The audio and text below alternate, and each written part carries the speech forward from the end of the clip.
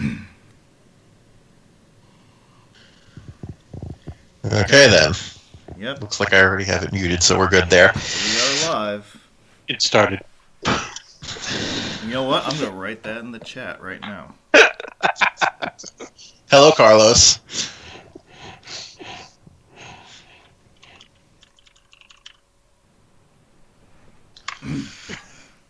There, see? Sorry. All right. Everybody survived the snowstorm. Yep. From this week. Yeah, I got 0 inches over here. Yeah, you missed out, man. I had some earlier, so don't worry about that. Oh, I really don't care. I'm just, you missed out on the big stuff. Yeah, Wilmington, Binghamton. And not Wilmington. No, Wilmington didn't get a lot either. I think they were a little bit below the rain line. What they were predicting for us. Yeah, what 12, maybe we got a few in, I don't know, 4 to 6 probably is what we actually got. I think the official total where I live was 9. Well, you're north of me, so. Yeah. A little further up that rain mix line. Yeah.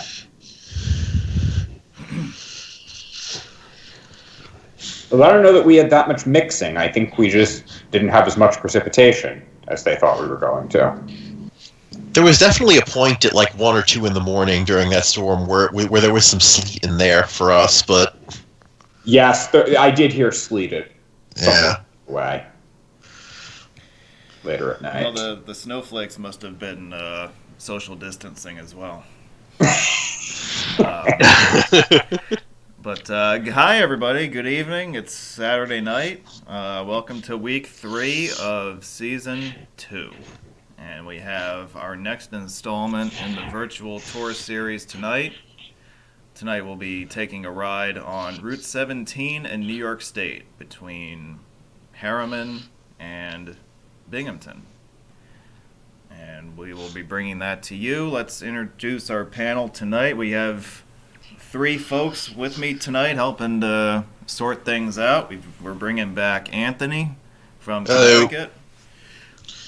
And making his debut on Season 2 is David Golub of EastCoastRoads.com fame. Hey there.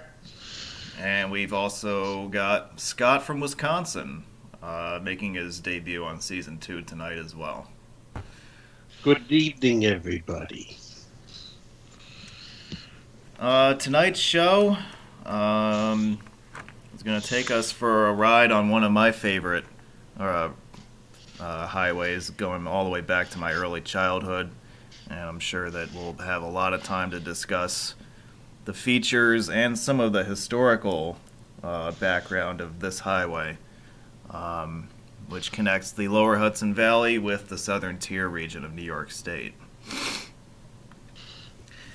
Before we get started, we have some announcements to go through here real quick. On the subject of YouTube uploads, we are working our way through the Illinois/Missouri/St. Louis coverage from May of 2019. That started earlier this week, and that will carry us through a lot of the month of January.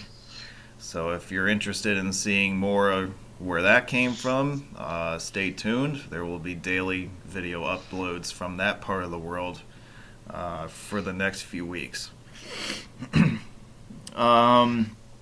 If you missed it last week, I had a little bit of announcement that I've been added to the panel of contributors at Gribble Nation, which is our friends Doug, Adam, and Tom. They do a great job over there with their blog.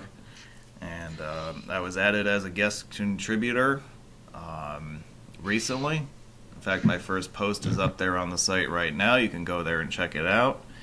And I look forward to more posts and more contributions in the coming weeks and months. So if you haven't already followed Gribble Nation, they have a Facebook page that you can follow, and the blog website is gribblenation.org. Or is that Wiz Nation? I mean, I might just take it over and do that myself. I don't know. Maybe. Actually, that doesn't sound too bad, does it? Wiz Nation? Anyway. You see where we are on the map here. Let me get out my trusty pen here. It's week 3, so here we are. This is where we've been, and this is where we're going. Okay? So, we're only just getting started with Season 2. I know it's week 3 already. We can't believe that, but there's still plenty in front of us. The last thing I want to bring up tonight is, as we were kind of mentioning at the start here, as we just went live, we were going over the big snowstorm that was earlier this week in the Northeast. And one of the epicenters, or one of the cities that won the jackpot in the snowfall total sweepstakes, was Binghamton, and that's the city that we're going to end up in at the end of our drive today. The locals have cleverly dubbed this event Snowvid 2020, and I'm going to show you some of what the aftermath of that event looks like here, because I just happened to take a drive up there earlier today and check it out for myself. So I'll show you guys some of the scenes from around the city. On this slide here in the lower left, you can see that really most of the area around the Triple Cities was well over 3 feet of snow with this storm. It set records for a 2-day snow event, and in some locations in the area it set records for single-day totals as well. These totals reflect a 2-day accumulation, so which again set records in Binghamton, and I believe everywhere else that I have listed here. That's a record for a single storm. So we'll go through some of the scenes here. This is on Interstate 81, approaching the city from the south. It's kind of hard to see this board here in the upper left, but it says snow removal operations ahead. And in the lower right, you can see what was going on. They had these huge trucks lined up, and they had loaders, and they were removing snow from the left lane and shoulder of 81 northbound, and traffic was down to 1 lane through this area. And so were they just dumping in those trucks to truck it away? Yeah, I don't know where they were taking it to, but I mean there's at least half a dozen trucks that I can see in this picture. See, that's when you know you've got a lot of snow, that it's too much, you just push it aside. You actually have to put it in a truck and cart it away. Yeah. Yeah, the snowbank there looks like it's definitely cut like a snowblower would do it. Yeah. Here's some wintry scenes from around Binghamton. This is Prospect Mountain Interchange.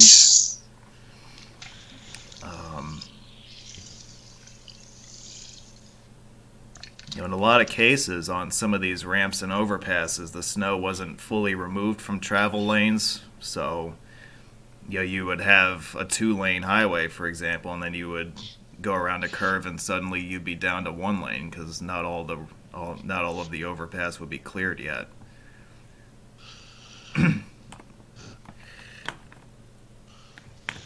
Here's another view.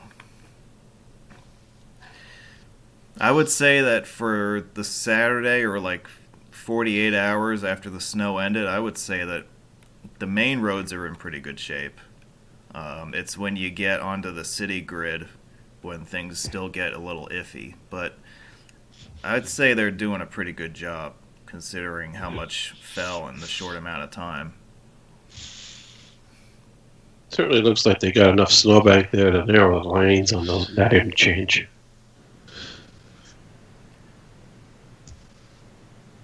Yeah, like here you can see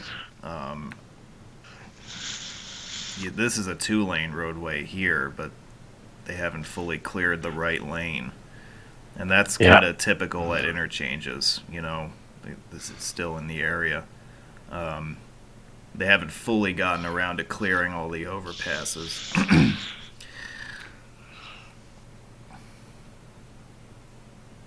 Here's another familiar angle from the Binghamton webinar when we were talking about bridges. This is the confluence of the Susquehanna and Shenango rivers.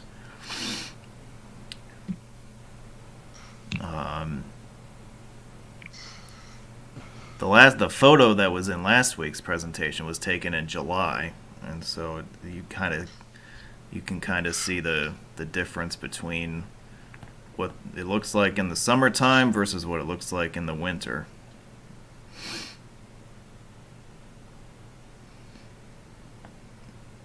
In this slide, we are above the State Street Bridge looking towards downtown. Notice again how this bridge is striped for 3 lanes per direction, but they only have roughly 2 lanes per direction cleared.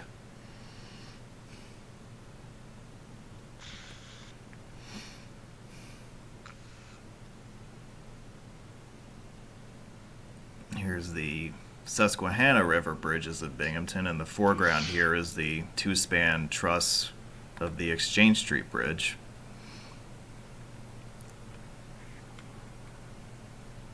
I like this. I like views like this with the snow up on the trusses. It's very pretty. Also makes it look a lot colder.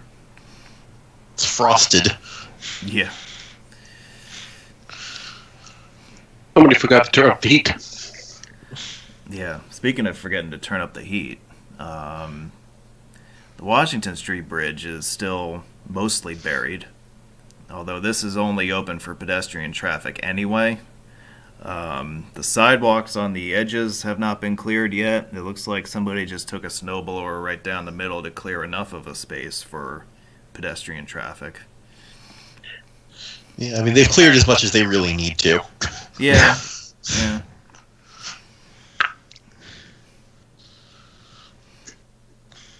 Yeah, it looks like they just went down with a shovel brigade more like that than a snowblower.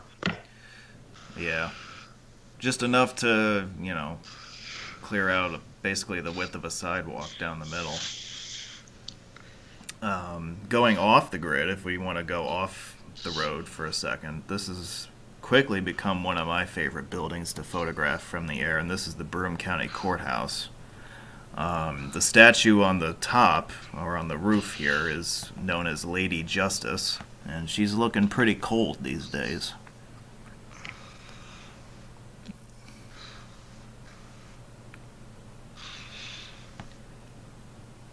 In this slide, we have the view looking east on Court Street downtown. And I bring this up because it may not be obvious from up here, but they actually have the street closed through here because they're doing snow removal.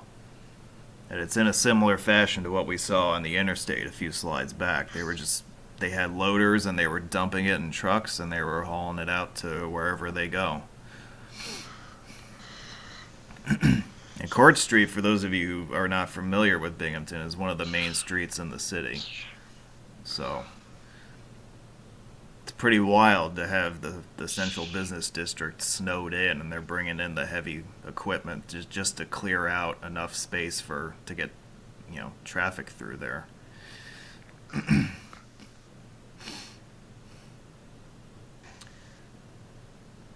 I wonder how much stayed on the roofs there in order to manage to go without caving them in. That's a good question. You do hear about cave-ins every once in a while with these big storms. I know, in lake effect country, that's an issue. I don't know how structures have fared. I haven't heard anything come across the air, so hopefully everybody did okay. And you can definitely see the right lanes of this roundabout being cut off. Anybody want to take a guess as to which roundabout this is? Sometimes I get a little artsy-fartsy with my aerial photography, and in the moment, this felt like a good shot to take. Yeah, it's an awesome shot. It's not bad, right? Yeah. Yeah, I know what I'm doing every once in a while. I'm trying to read the sign, so I can't really tell you, but Yeah, no, I can't give you this. Well, this is in Johnson City. This is the Johnson City Circle, right at Riverside Drive and Floral Avenue and Highway 201. And if we go to the next I remember slide, that pedestrians crossing sign. and if we go to this slide, so we pan back and we give you more of a view of the surrounding area. This is the circle from the previous slide. And here's the Johnson City flyover, which we talked about last week. In fact, I think I had a picture with a similar angle to this in last week's show, again from the summer. So you can compare and contrast the two seasons from roughly the same spot. Further up on Highway 201, we have the interchange with 17C in the foreground. Beyond that is the interchange with Route 17. And again, it's not that easy to tell in this picture, but again, this is a 3-lane per direction overpass up here. Roughly Currently functioning as 2.5. Yeah, 2.5. Yeah, exactly. Not your day to be driving on cloverleaf interchanges. No. The merge points at those interchanges can get pretty tricky when there's over 3 feet of snow on the ground and it's been plowed into drifts much higher than that. This is a neat railroad bridge over the Susquehanna near Johnson City. Again, a very, very cold looking picture.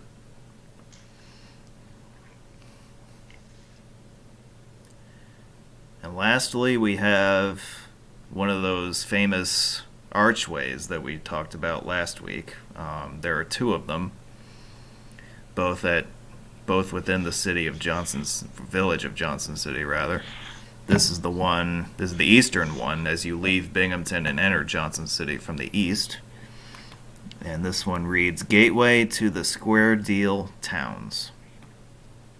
And again, it's looking pretty cold these days.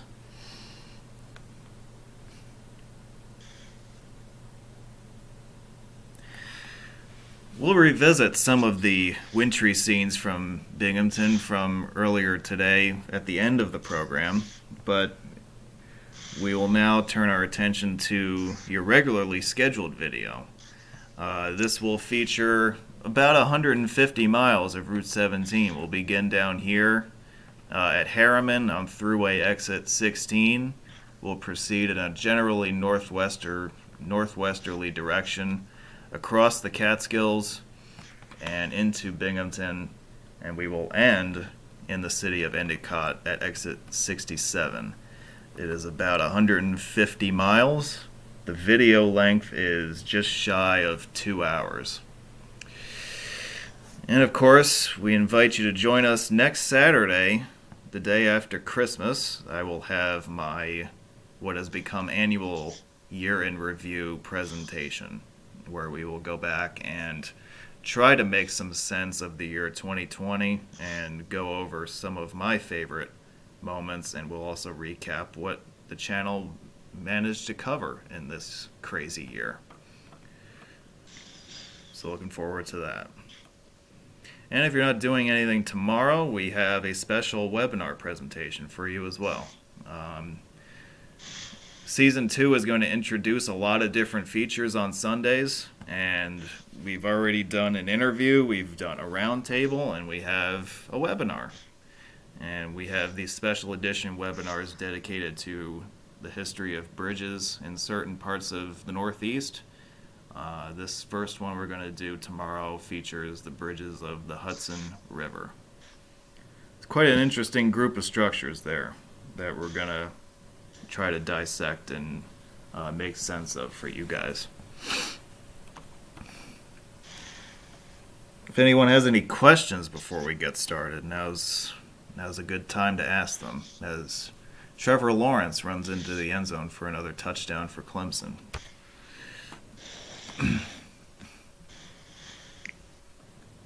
Future quarterback of the Jets, right?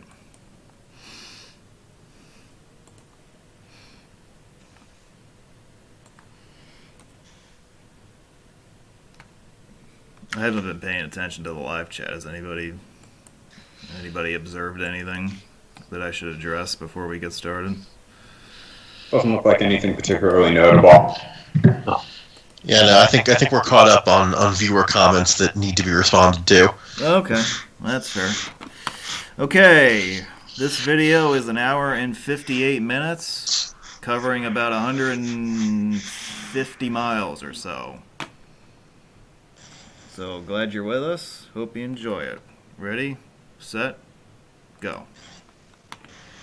And we begin on the northbound thruway, approaching exit 16 and Harriman. And while we're here, I should probably, let's talk for a couple minutes about cashless tolling.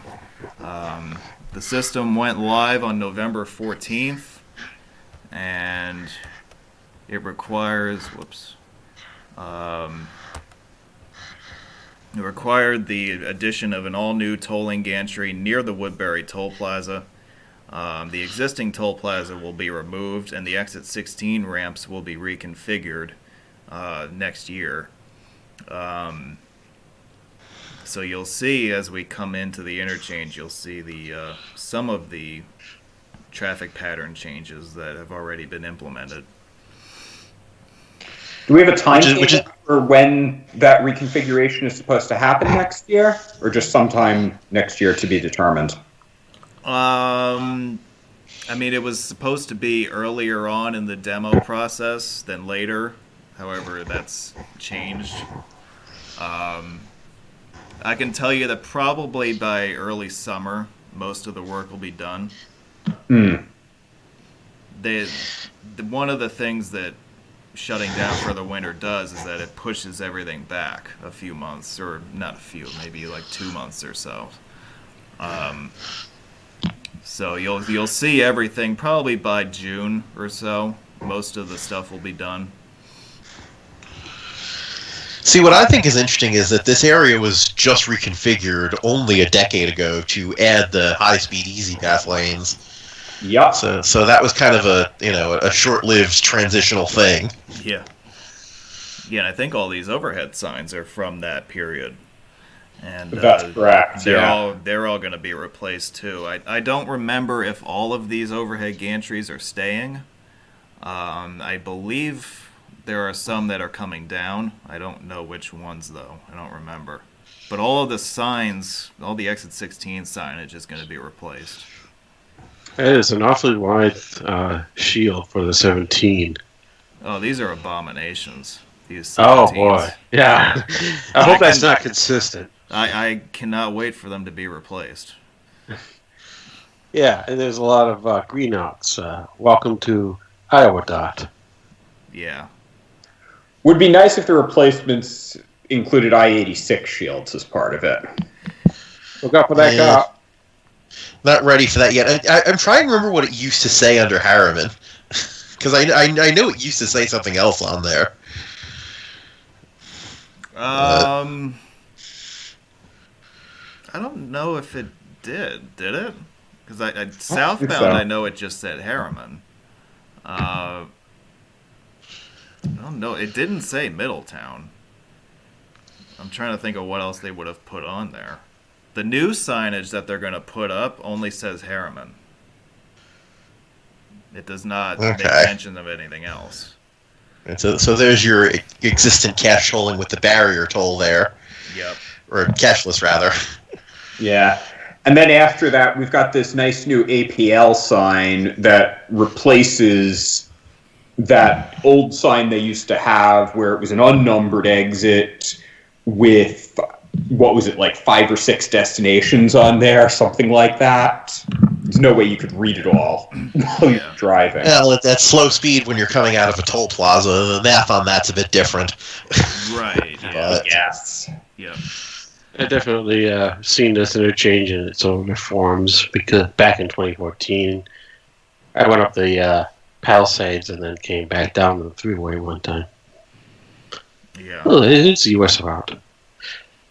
They did have a couple of State Route 6s in here as mistakes. Oh yeah, that's gonna happen all over the place in New York. It's Region 8, New York. That happens. Uh-huh. Yep. Especially if you're in Westchester.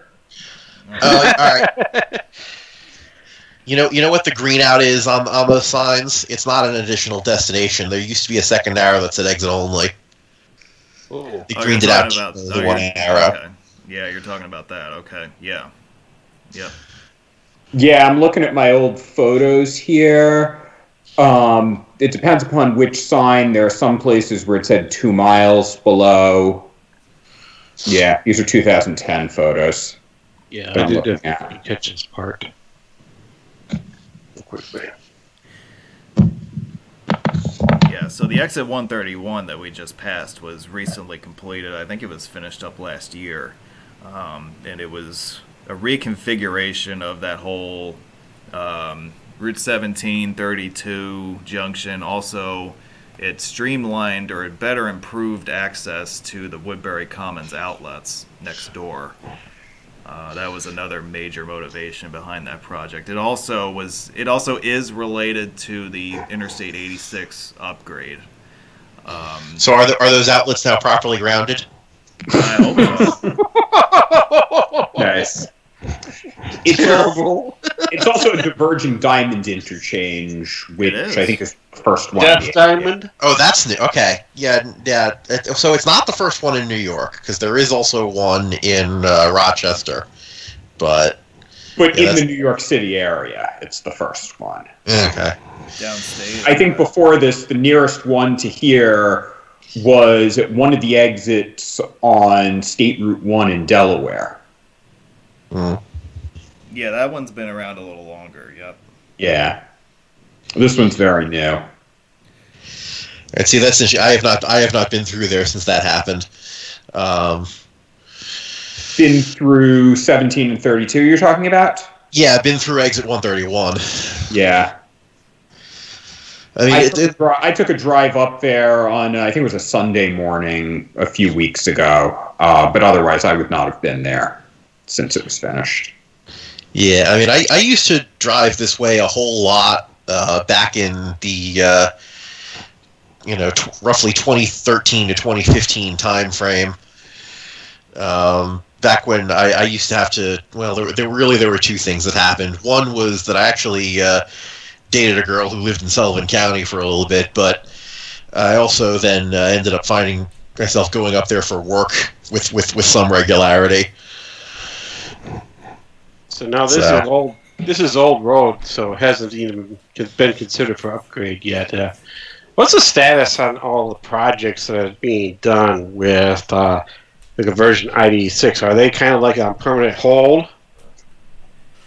Well, let's work our way towards that. So we're on the Quickway now, which was designed in the years right after World War II. The first sections of it to be built were right here in Orange County. This highway opened between Harriman and, say, Middletown by the mid to late 1950s. Over the years, it has been improved.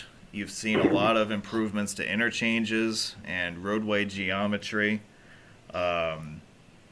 Really, a lot of those changes were independent of any desire to make this an interstate. It was just one of those things where they said, we got to modernize some aspects of this road for the amount of traffic that it carries. And just for safety in general. Yeah, it just wasn't working anymore. So they knew they had to make some adjustments, and they've been doing that gradually over the last, I don't know, probably 30 years or so. The Interstate 86 development is a relatively new one. It came about in the late 90s. The idea being that you would upgrade the entire length of Route 17 between northwest Pennsylvania and down here in Harriman to Interstate Standard, and it was given the number 86.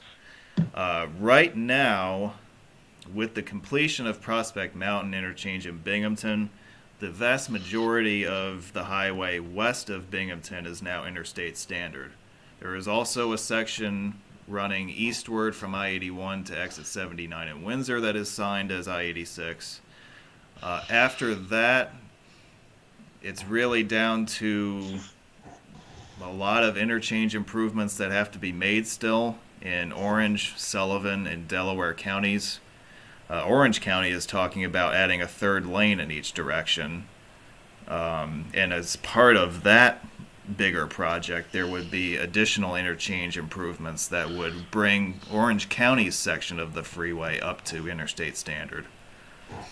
Well, I think there's also some issues with like shoulder width too. Like if you look at the left shoulder here, that's not interstate compliant shoulder width. Yeah, and I feel like come on, man. I've seen shoulders that narrow on interstates before, so that's.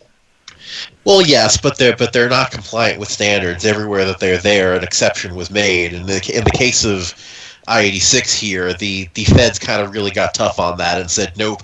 If you want to put an interstate shield on it, we will pick every nit. That's unfortunate, though. Yeah, and the third lane improvement that they're talking about, or DOT is talking about, would address a lot of those remaining issues on the main line. Interchanges like the one we're passing here at exit 126 have been improved with projects that have taken place in the last 15 years or so. There are still a few interchanges in Orange County that require modifications, one of which we're going to be coming up on here in a newly completed project. But yeah, a lot of the mainline stuff still has to be addressed. And we'll see if that third lane project gets off the ground anytime soon, because that would be a big one. This is actually another thing that's worth noting as a little bit of trivia, is that this section of road contains the highest sequentially numbered exits in the country. Yup. Is that right? Hopefully not Well, for long. I guess so. Well, yeah, and now that Connecticut renumbered I-395, there are no 3-digit sequentially numbered exits left anywhere other than here. What about the throughway? And the only reason 395 had them was because it continued the exit numbering from 95, which never really made much sense. Well, because it was the whole Connecticut Turnpike thing. I know, but it still Right. didn't make any sense in a modern context. Priorities are wrong. Definitely wrong. Yeah. I mean, at least with the throughway, you've got that situation where you got to get off exit 24 to stay on 87, so it kind of makes sense that continuing straight ahead onto 90, you've got the same exit numbers. But with the Connecticut Turnpike, I think basically only road geeks even know that 395 is technically part of the Connecticut Turnpike. That or people who've lived around there for long enough to remember when it was actually signed that way. Yeah. In other news, there's some interesting fonting on these signs here. Yeah. just all caps at all. East side? These signs are yelling at us that Harriman Yeah. Drive and South Street are off to the right. This is a new interchange. This is new. I don't remember seeing this. Flyover?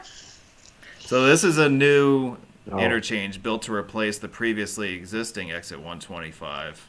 One of the motivations behind relocating this interchange was the new Legoland resort, which is currently being completed and is supposed to open next year.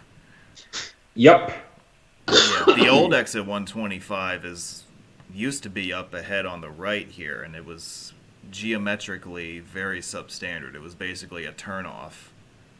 It was right here. This results in Route 17M being realigned slightly too. Yeah, 17M is now on the right. This is where the old ramp used to be. And so they basically moved 125 about a half mile east to give you a little bit more breathing room for 122. Florida, go show!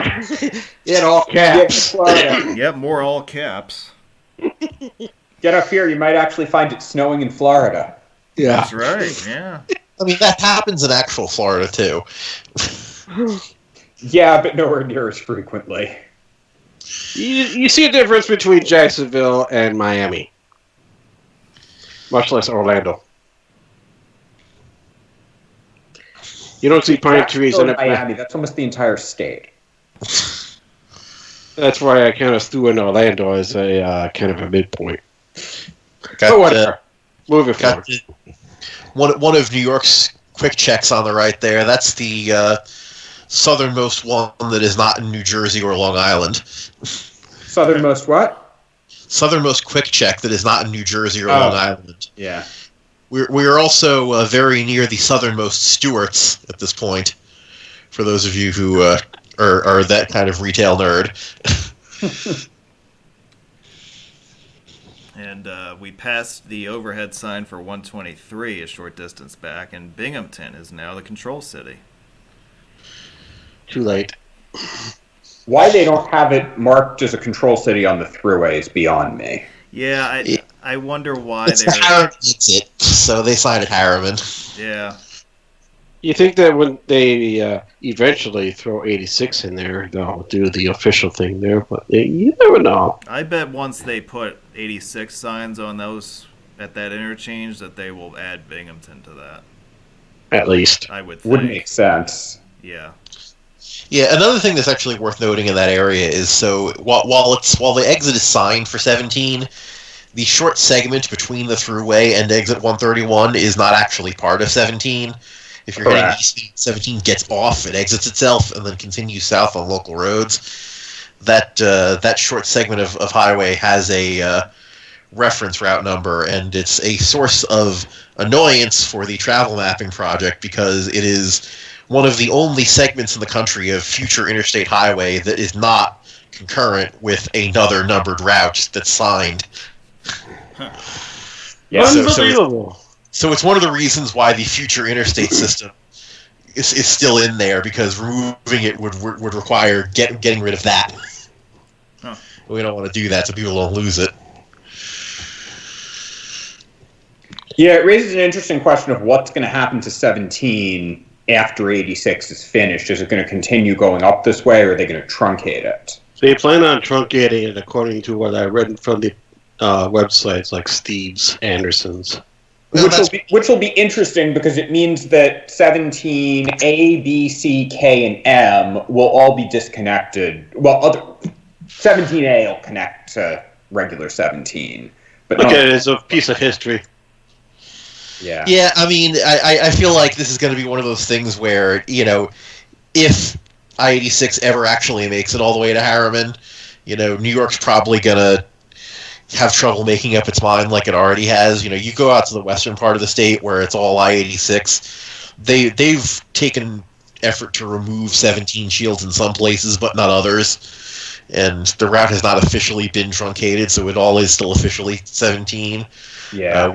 We have it on good DOT sources that part of the reason for that is just a change in regional leadership that there was someone in charge who wanted references to 17 removed, and then when that person left, their replacement said, nope, keep replacing the signs in kinds, don't take out references to 17. And Certainly so little things like that. Certainly looks like a political thing, just typical America. Speaking of interstates, what the heck is that truck doing there? It was having an indecisive moment. Slightly. So here's this is the only other interstate we're going to cross here until we reach 81. Yep, and my trips up to Binghamton on 17 always begin here at 84. Hey, look, an I-86 sign. Yeah, there are going to be several of those here. Mile markers with I-86 on them. No, an actual sign. No, but there's also mile markers with I-86 in this area. Yeah. They did replace some of the mile markers in recent years. How recent was this? The thing is that the mile markers were never covered up. The actual shields were covered up, but the covers they kind of have sort of mafia signed it, where it's like, okay, we're not supposed to sign it, so we're going to put it at the shields, we're going to cover them up. It'd be a shame if those covers fell off, wouldn't it? They apparently did. Yeah, so here's an 86 that's covered. So, Dan, I got a question for you, since I haven't been up that way since the change happened. On the new milepost exit signs on 84. Do they sign it as 86 or just as 17? It's 8617. Only Nice. the exit to go west is signed as 86. Yeah. Okay. Guess that makes sense. Right. Well, and that comes back to there was a couple of reconstruction projects in that area where there was a plan to submit to FHWA to sign it as 86 from 84 to the Orange Sullivan line, and that application was basically just never submitted, so the signs kind of sit there half covered. Yeah, it makes sense. I'm looking at an image from NYS, the OT that's showing that section as ready for signage, but not ready for prime time, obviously. So they just got segments in there that are looks like it's ready to go, and they have the signs up apparently, but Fed say no. Yeah, like the 9-mile section. I don't think they said now. no. I think it was just never submitted for. Yeah. No, then they better get on their get off their asses and get onto it. Yeah.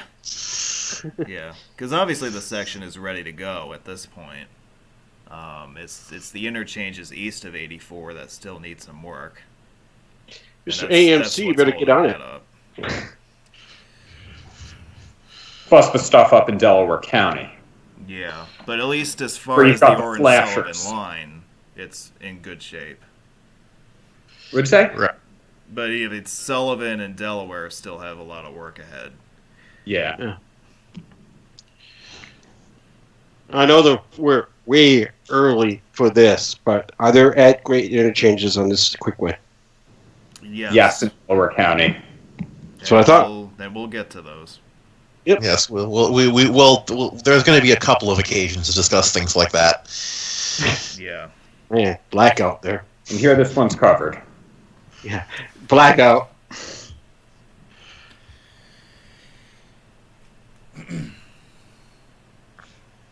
I thought Dubuque, Iowa had it bad with removing US 52. Yeah. Mm-hmm. So we're still right. So we're still in Orange County here, but not for that much longer. Yep. Just one more exit after this one. 116 would be about where it changes. Yeah.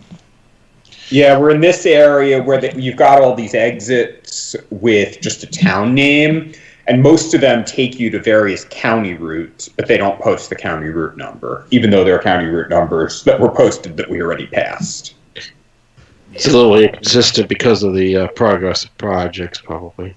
Yeah, I mean, it really just right. This was all signed in different projects where they, I think, New York Region 8, has gotten more interested in posting county routes than they used to be.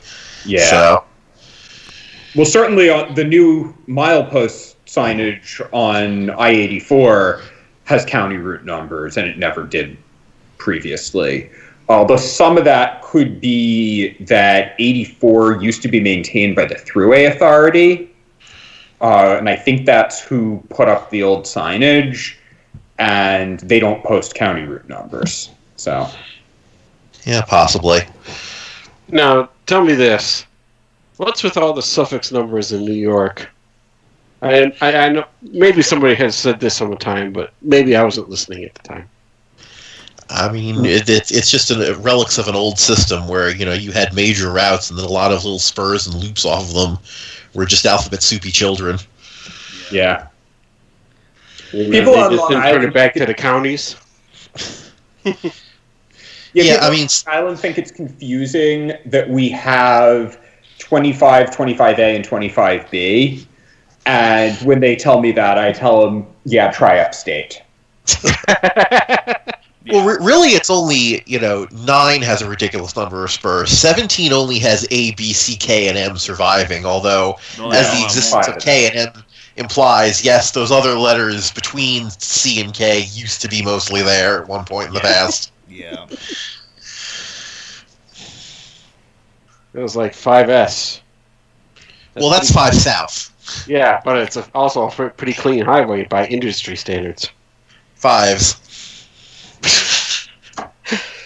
I'm actually surprised that they let a road like 5S keep its designation, because you might get that confused with 55, which obviously does exist in New York State. But yeah, they did. They're not near each other, at least. No, they're not. That's their problem. They're a lot further from each other than the 224s or 242s. Yeah. Although in both of those cases, I believe it used to be a single route. Correct. Yeah. Certainly with 24 it did, but it goes back a long time. Yeah. 42's separation is a lot more recent, I think. But that used to be a continuous route. The section in the middle is now a county route. Yeah, the section in the middle for 42, when it was a state highway, would have been the highest elevation state highway in the system. Even today, it's one of the highest through roads in the state of New York. I think it's part of why they got rid of it. It's just it was interesting to try and maintain in winter. You drive there today. There's the only one piece of evidence that remains that it ever once was a state highway is that there is still some cable guide rail surviving that's like 1930 spec state cable guide rail. Wait a minute, cables in the interstate era.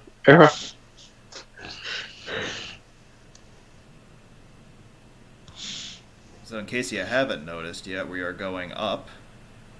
This is Wurtzboro Mountain.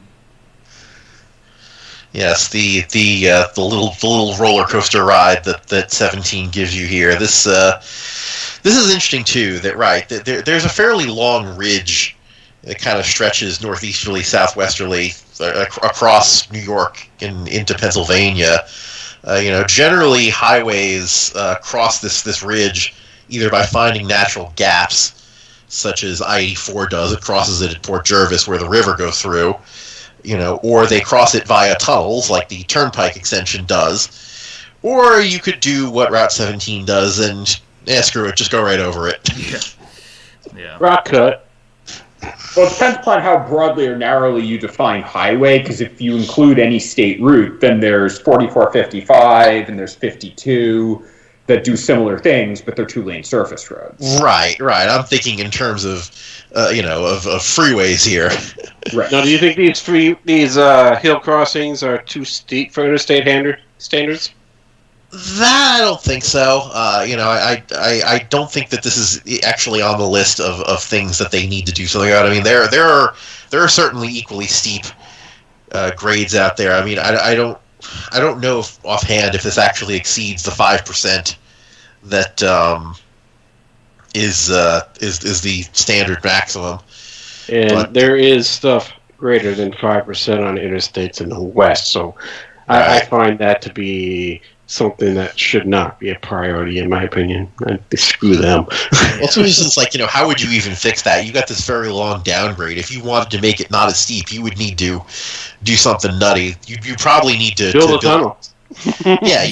Well, the thing is that if you're heading westbound as we are, it goes up, then down, and then back up again. So you still have a lot of elevation change in this area necessary, and you would probably, in order to make it a shallower grade, need to use some combination of either a tunnel or a deeper rock cut through the eastern ridge, and then probably a long valley viaduct over this area to get through there gently, which would be impressive but expensive.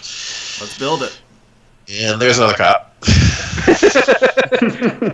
And this takes a nice little loop around the city, because they couldn't build the freeway through the city, of course. Well, I think primarily the reason it loops is because of the hills. It goes, past the city to the south, but then it curves back north to climb the hill. Yeah. Right. Still, I mean, even if there's a hill, they're bound to try and follow the original route as much as possible. Yeah. Hill or not. That this was just the freeway version of a switchback. It basically is, yeah. And so, right, so now we're heading up the second hill, where this time we're going to go up and then stay up into the higher elevation plateau that makes most of Sullivan County. And this hill is interesting because if your car has a thermometer, pay attention to it. You will find it is almost always, regardless of the time of year, reliably about 2 degrees cooler at the top of this hill than it is in Wurtzboro. Yeah. I think you could say that the southern tier unofficially begins at the top of this hill because you're just in a completely different geologic area once you get up to the top. I know I certainly look at it that way. Like I personally draw the line, and everybody does this differently, but the line between, say, upstate New York and downstate, my line of demarcation basically follows Route 209, which is what we just passed. And tell that to the DMV. Well, they can call it whatever they want, yeah, but I don't know, it just feels like we're in a different part of the state now. Like, you know what the DMV definition is? 230th Street? Basically, anything north of the Bronx-Westchester border is upstate by their definition. Jesus, that's way south. Yeah. So they're like New York City and Long Island, and then everybody else. Yeah. Anything that's not New York City or Long Island is upstate by their definition. No, this is the DOT saying that? DMV. DMV. Okay. Well, I don't even know if DOT has a definition of upstate. No, well, the DOT has regions. Yeah. And we're now in Region 9, I believe, because the Hudson Valley is Region 8, but Sullivan County is not in Region 8. Yeah. Which I always found. Which I always imagine that they do the upstate, downstate. DMV does so that they can do emission testing on those in downstate. So New York does emissions testing statewide. They do, however, charge you a lower fee for it if you're upstate. But for that purpose, upstate does not include Westchester, Rockland. I believe it also doesn't include Putnam, Dutchess, or Orange. You got to get it really away from the city before you pay the lower fee. Yeah, we're still the going definition up, I was thinking of dated back when I was in high school. When I was driving with a permit, there were distinctions between upstate versus downstate, if I recall correctly. Well, a lot of that's because, right, you need to be 18 to drive in New York City. You also, to drive by yourself in New York City, right? I'm sorry. To drive a regular car that's not a driver's ed car, you have to have a full license, not a permit. Right. So while you have a permit, you can't drive in New York City, even if you're supervised, and you can't drive anywhere out of state. Right, and this allows driving schools to have monopoly on teaching people how to drive in New York City. Not necessarily, but it means that people who want to go learn with their parents, they got to get in the car and drive out to either Long Island or Westchester for their lessons. Right. Which, to be fair, basically makes sense because there isn't really any place that's good for... There aren't too many places that are good for beginners within city limits. I mean, maybe on Staten Island, but other than that, or outlying areas of Queens. Or, I mean, it depends. The classic place in the Bronx was the parking lot at Orchard Beach. A lot of people who grew up in the Bronx had that as the location of their first driving lesson. Yeah, that makes sense. But I think basically the rest of the Bronx isn't going to be particularly good for beginners. Well, if you're trying to drive at slow speeds and learn everything, just go on the Cross Bronx.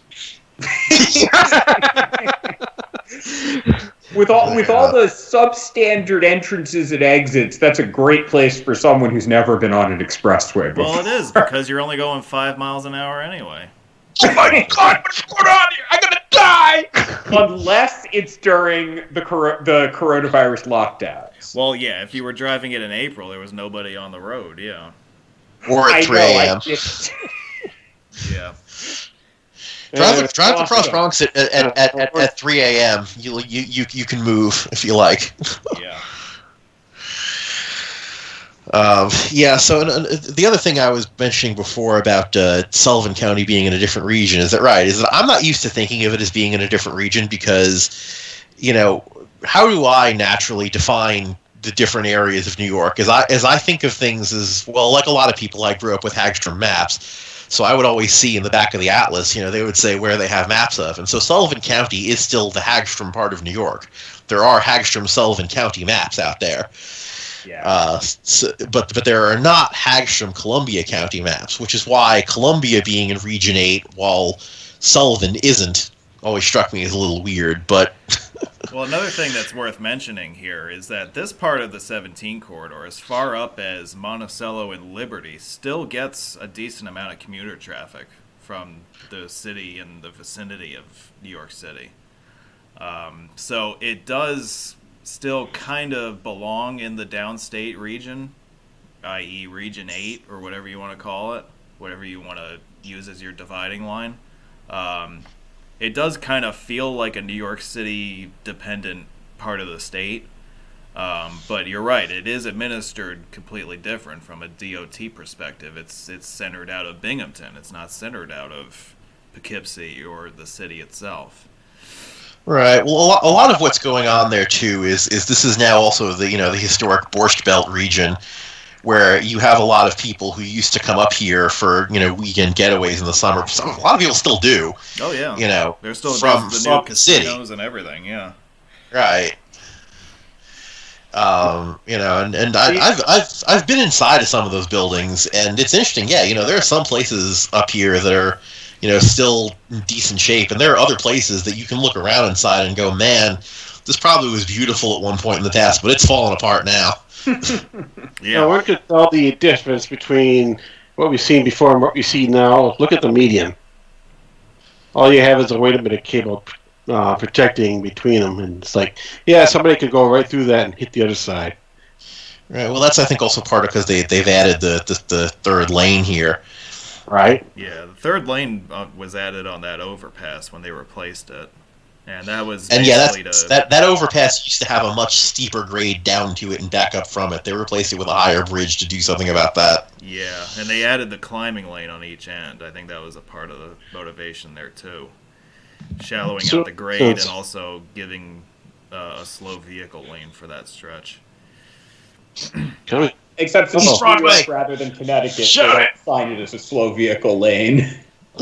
Yeah, they find it as okay, I'm going to pass you right now. So I have a question for you guys.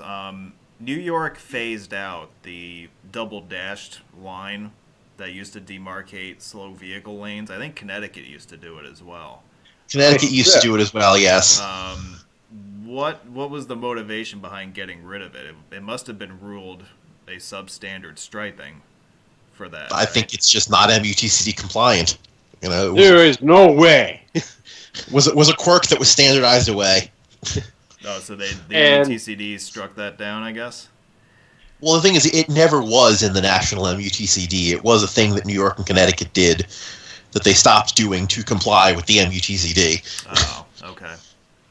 I can tell you that at least as of 2 months ago, I-84 in Connecticut still has plenty of it. Yeah, I remember seeing it. In fact, I was just uploading some pictures of it this morning. Yeah. No, talking about 42. Here's an interchange with the southern section of Route 42. Yeah. Coming up from near Port Jervis. Yeah, 42. Why is this area 55? Yeah, 42 begins in Port Jervis at Route 209, and it begins its life as a concurrent route with 97 for a short distance. Yep. To address the why is this area 55, it's because we're in Monticello, so it's a quote-unquote urban area. Well, also because of this interchange. New York is still antiquated.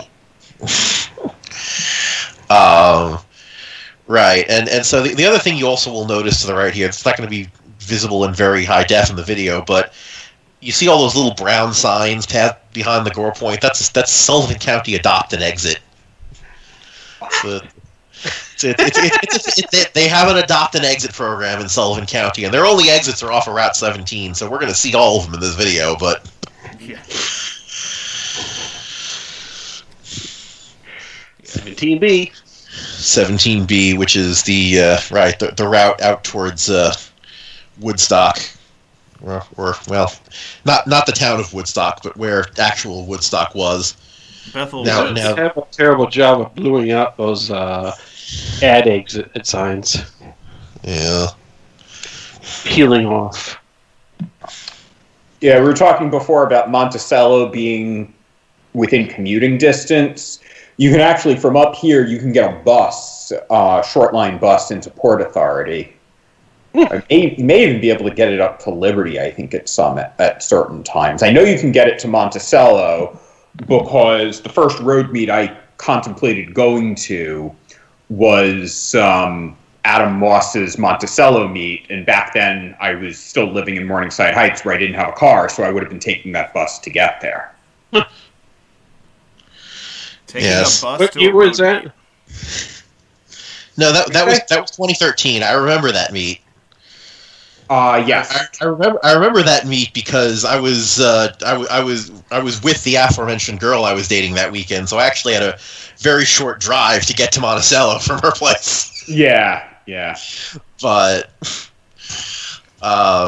so Mark. Liberty, I think, is still within the sphere of influence. Just, I don't know that people really commute to Manhattan from Liberty. Be a little crazy, but it would be crazy. In terms of just the traffic counts on the road, it's after Liberty that they really start to drop off. Yeah, Liberty is the last town of real size for quite a while. Also part of why. And that's the other thing, too, is that, while this is the road within New York to Binghamton, if you're coming from New York City, it is traffic permitting faster to take 80, 380, 81 that way. So, so the part of 17, through the Upper Catskills there, you'll see when we get there. I think it's a nicer drive than 80, 380, 81 is, but it's also doesn't have a whole ton of traffic on it. Mm-hmm. Yeah, I would say it might be the least populated stretch of either current or future interstate in the state of New York. I mean, that's the impression that I get. Yeah, the Adirondacks might have a thing or two to say about that, but yeah, and I don't want to count this parking garage, international borders and stuff like that either. But it's up there. What's this parking garage? That's not a parking garage. That's Catskill Regional Medical Center. I was being facetious. This is the one big hospital in Sullivan County. Yeah. There's an annex hospital out there by the Delaware River off of Route 97, but otherwise this is basically the hospital for the county. Yes, we got the Harrison Bushville exit. Am I the only one who thought that sign was like a political joke? Is it in a gore? Catherine Harris and George W. Bush. Hey! If you think Bushville is a political statement, go to Pennsylvania. You can have Bush kill. No, that's Bush save. Yeah. It's incidentally, there's also a town in Pennsylvania called Cheney, although it's not spelled quite the same. It has an extra Y in it. Down in Virginia and West Virginia, there's Gore and Romney. Yep. It's like we're naming all our towns after failed presidential candidates. Well, what about failed presidents? Future. Yeah, no, the town. There's no town named after a failed president, but there is a state park named after one. Hey. Oh, off the Taconic there. I think that's the one he's talking about. Yeah. There's also plenty of buildings named after a state failed president. What? Chicago, New York, Washington, D.C. Oh, yeah. Not even. There's one in Stamford, Connecticut, even. Is it really? I'm sorry. It's the tallest building in town. It's 30-something stories. No, not really. I didn't know that Stamford had a building that tall. Well, yeah, it does. It was built in 2009. I remember this. I was actually working for the city of Stamford at the time it was under construction. Huh. And there were some issues fighting with the contractor who was building it that had a lot of back and forth over, they weren't following a lot of proper protocols. And so these construction sites got shut down several times for violations. And, they kept coming back with, well, we do construction like this in New York City all the time. And Stanford just kept going back and saying, well, this isn't New York City. Yeah. Plus, I highly doubt that New York City came very close to those temporary awnings. Trump thing at Jones Beach, and for whatever reason, it never happened. Yeah, I don't know what the hell anybody just said because we were all talking at the same time. But I was following up on Anthony's point and basically saying, yeah, I highly doubt that New York City would let you get away with that shit. So, I'm pretty sure that's a bunch of BS. Well, that's the same thing that, like, when I'm in the field and I'm doing inspection work and I'll be working with a foreman who's been doing something for, like, 20, 30 years, and he'll say to me, like, when I tell him that he's got to change something or he's got to fix something, and he'll say, oh, well, you know, I've been doing it this way for like 20 years or so. And every single time I hear something like that, it actually happens rather frequently, which is kind of scary. But every time somebody says something like that to me, I want to say to them, so you've been doing this shit wrong your entire career? Is that what you're telling me? I mean, it's mind-boggling sometimes. Like the stuff that I see in the field. And then they try to excuse it away by saying, oh, well, I've always done it this way. Well, it's amazing you still have a job after all these years if you're doing it wrong. Right, well, they're trying to get away with it. Of course, yeah. Yeah. Sweep it under the rug. Welcome to Liberty. Oh, big 52B series font there. Route 52. Good old, which if you follow 52 east from here, you end up at Wiz Global Headquarters in Fishkill. Fish safe? After you cross the Shawangunk Bridge. There's also a reversal of alphabeting here, in that we have exit 100, and you will notice what the next exit is, even though we're heading west and the number should be going down, is 100A. Yeah. Why is it 100A and not 99A? It should be 99A, but I don't know why. There is no way that is MUTCD compliant. That's not even like one of those weird situations on the thruway where 21B comes before 21A. You don't have a situation like that even. Like, this is the only exit between 99 and 100. So if I assume the 21A, 21B thing is just because of the order in which they were added. That's correct. It is, yes. Yeah. Maybe that's the case here too. At some point, I assume that'll get eliminated when the thruway goes milepost. You would think, yeah. Yeah. If the thruway goes milepost. Eventually. Now the question I have is, I know this is off subject, but if the thruway goes milepost, is it going to adopt the 8790 scheme, or is it going to have its own? FHWA is insistent that it should follow 87 and 90, but yes, the Thruway Authority and a lot of people in New York State are going to not like that. Oh, I would not be surprised at that. Yeah, the Thruway is going to be pitching a fit about that for as long as they possibly can. For one thing, because, the Thruway does still have all of its own mile markers. If you just number exits to match the mile marker, it'll start, from 1 at the city line and go up to about 496 in Ripley. Yeah, it would technically be mile. And that would violate another of those MUTCD guidelines, like east to west versus west east. Well, we got some violations of those on Long Island as well. Dude, you want to see violations? Come down to New York City. Another covered up 86 shield there. Yeah. Yeah, we're in a section now again that, according to this map, is ready for prime time, but not bothered to submit.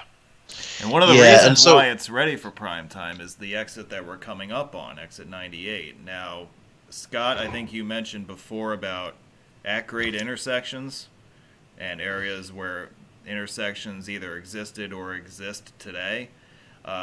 Exit 98 is for Parksville, and up until about 10 years ago, there were at-grade intersections and even a traffic light in the middle of There was a traffic light, and the traffic light was eliminated in, I want to say, 2012. Yeah, the bypass that we're about to enter opened in 2012. It involved relocating exit 98 onto a new freeway alignment that bypasses the village. It also eliminated any at-grade intersections in this immediate area. And killed what was left of Parksville along with it. Yeah, pretty much. Well, because Parksville was basically a gas station or a restaurant, and when it was right off the road by the traffic light, a lot of people would stop in there. Now you got to get off the highway; it's not right off the exit anymore. It's kind of, they lost a lot of business on account of this. So 17 used to continue straight ahead. Public trust stop. Well, Scott's talking over me again, but 17 continues straight ahead instead of curving to the left to go over these overpasses. And if you go down the hill off to the right, the old 17 alignment is still there. In fact, I think in some areas you can still see the dual carriageway. It's just striped on one side for one lane per direction now, but there you can see where the double roadway used to be. The exit 98 that we're passing through at this point is located about a half mile west of what used to be the main intersection in Parksville, which was signed as exit 98, even though it was, as we mentioned before, a fully signalized intersection. Right, there weren't even any ramps there. It was just an at-grade intersection with a traffic light. Yep. Yeah, so this is the bypass that was built. It was completed in 2012. It involved a lot of rock cutting and earth moving, as you can see. Some of the stuff, especially back by the actual exit 98, I mean, that's some ADHS corridor style rock cutting that had to go on there. So it was impressive from a rock moving perspective. The overpass that we're about to go over up here actually was mired in some mishaps during construction. Actually, some of the there was a washout of some kind. I don't think it was related to Tropical Storm Lee, but there was a washout because the center pier runs right through a creek bed, and so they had issues with the got a little center stowery there. Yeah, they had to go back and address that, but so that held up completion for a period of time. But as you see here, we've tied back in with the original 17 alignment, which now resumes its freeway characteristics as we continue westward. Right, and while this moving roadblock here is gumming things up a bit, you will notice that now that we're past Liberty, look at how little traffic there is coming the other way. Oh yeah. This is now the part of the road where it gets quieter once we get out of this little clog here.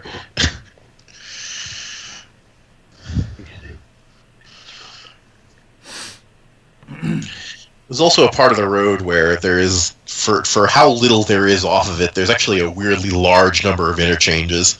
If this road were built as an interstate with interstate funding a little later on, probably half of these exits wouldn't be here. Yeah, certainly not this one, and maybe not even the next one.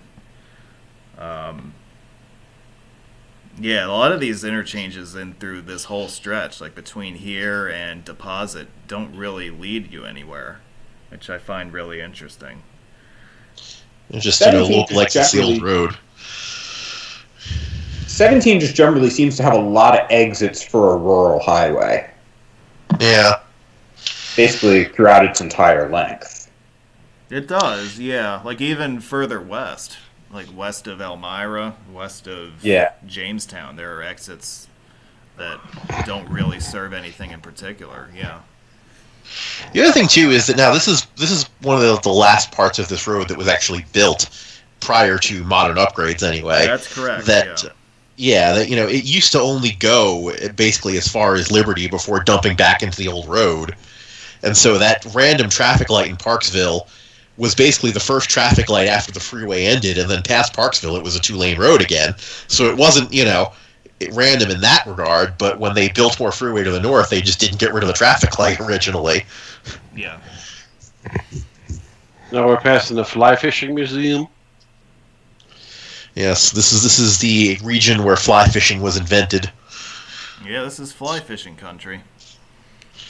So they have a museum for it. The exit for Livingston Manor sticks with me because when I was a kid, and there still is, you can see, well, maybe you can't see, but there's a red caboose off of the exit ramp here, if you take that. One of the many things along this stretch of highway that always intrigued me as a kid.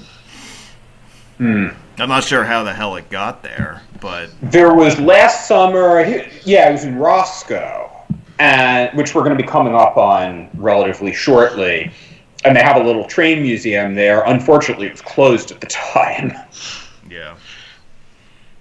Roscoe, best known for having a famous diner. That's right. Yeah. Whose bumper stickers you may have seen. I've actually seen them.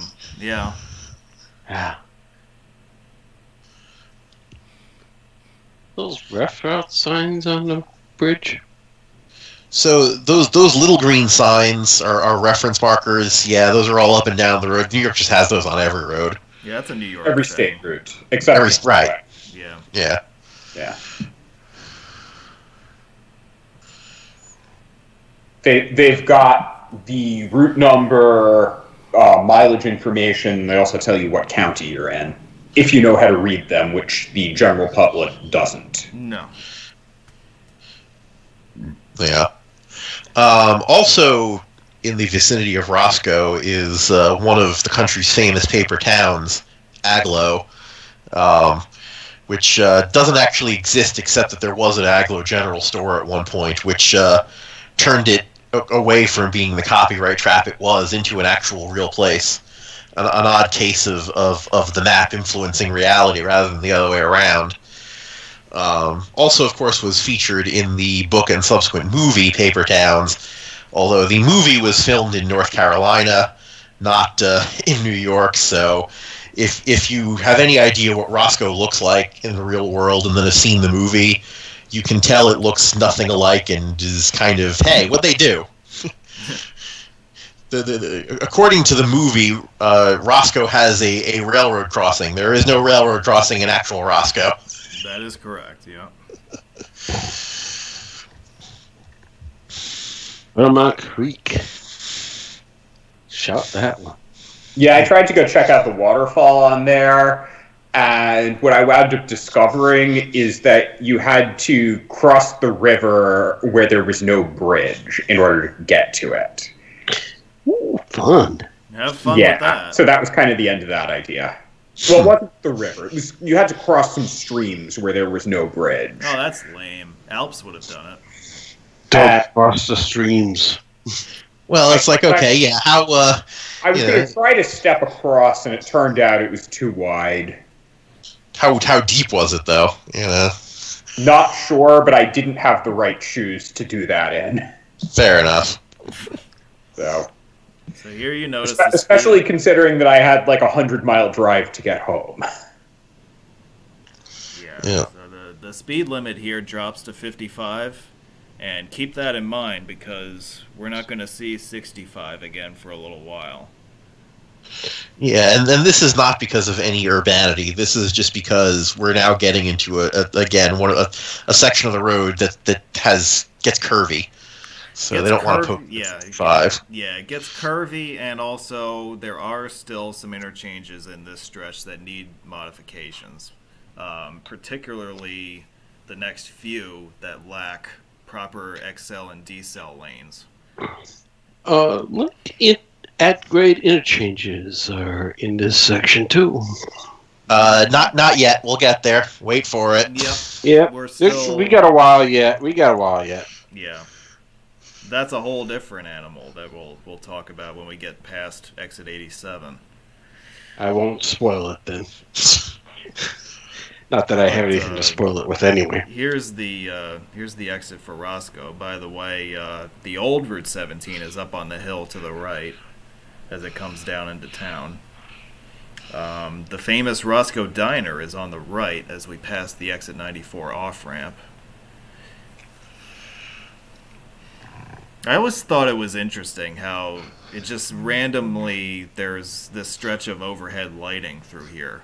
And these lights are still original, I think, to the freeway's construction in the 60s, but they're still here. I just kind of thought this was a weird place to have, vicinity of a noteworthy interchange, I guess. I mean, is this really all that noteworthy? I mean, I don't know. I mean, you see how much Relative traffic to its is on this road. They haven't thrown LED. That's worth. And they haven't thrown LED heads on those yet. I have not been through here recently at night, so I don't know, but I would imagine. I mean, everything else is LED now, right? It'd be obvious. Those heads would be obviously different if it was LED. They wouldn't have necessarily. Not necessarily.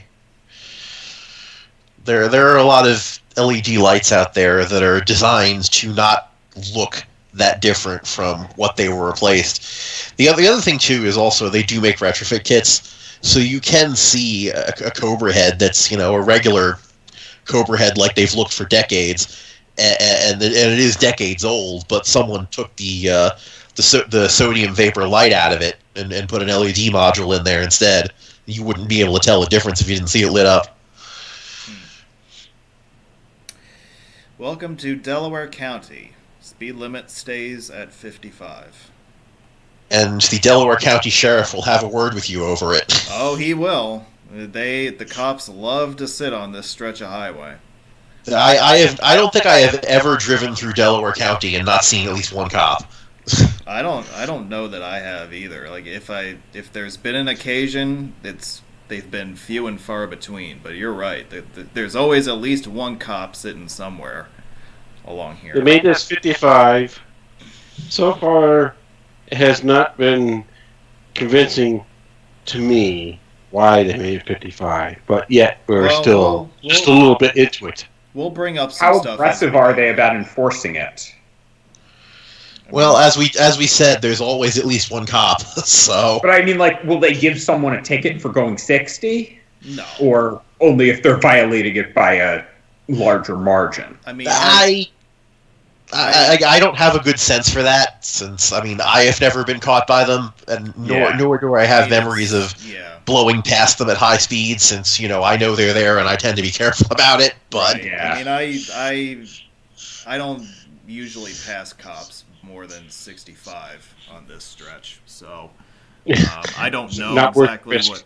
I've never been pulled over and given a ticket for speeding on this stretch, so I can't tell you what the threshold is. Yeah. Because I mean, on Long Island, our highest speed limit is 55. I don't know exactly where they enforce it, but if you're going 60 or 65 on the Long Island Expressway and they pull you over, they got some other actual reason besides your speed why they pulled you over. Yeah. So it's right. Well, that's also an urban road where traffic permitting, people are going to be going 70.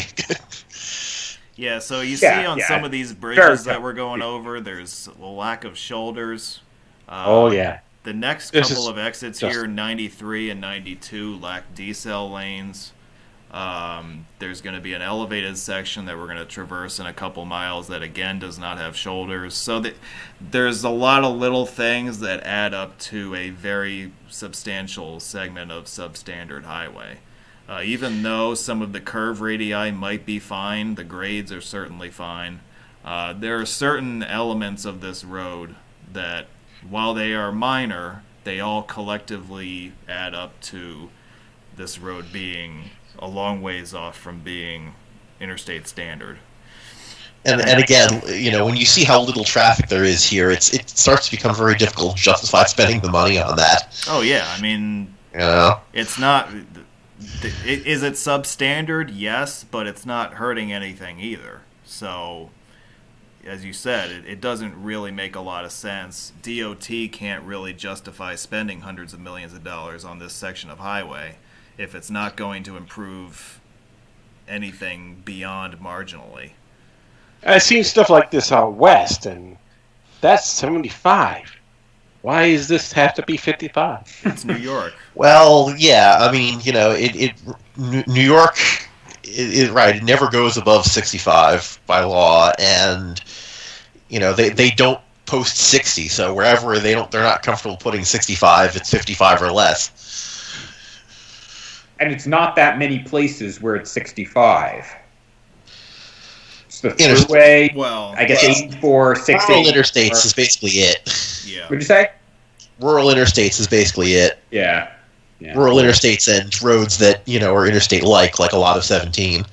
Yeah. Right, because I've taken the southern tier from Erie all the way over to Binghamton, and that was mostly 65. I don't know if Elmira was 55 or not. This exit here's a who. That's right. Yeah.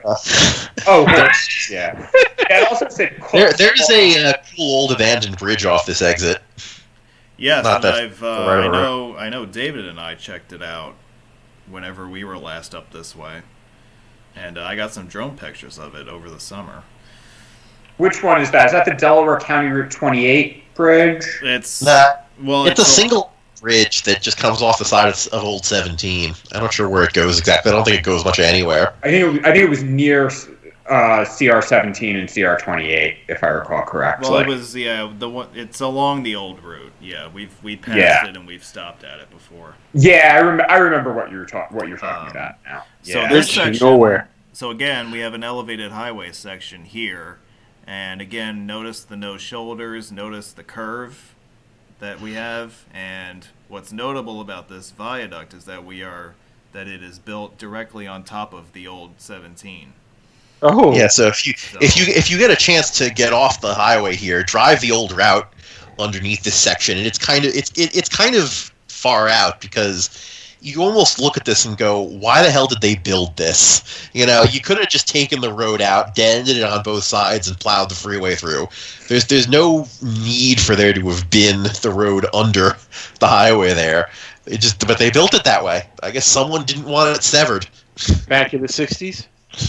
Yes, this is the last section of the Quickway to be built. I believe it opened in 1969.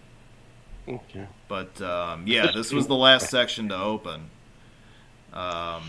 Between Harriman and Binghamton.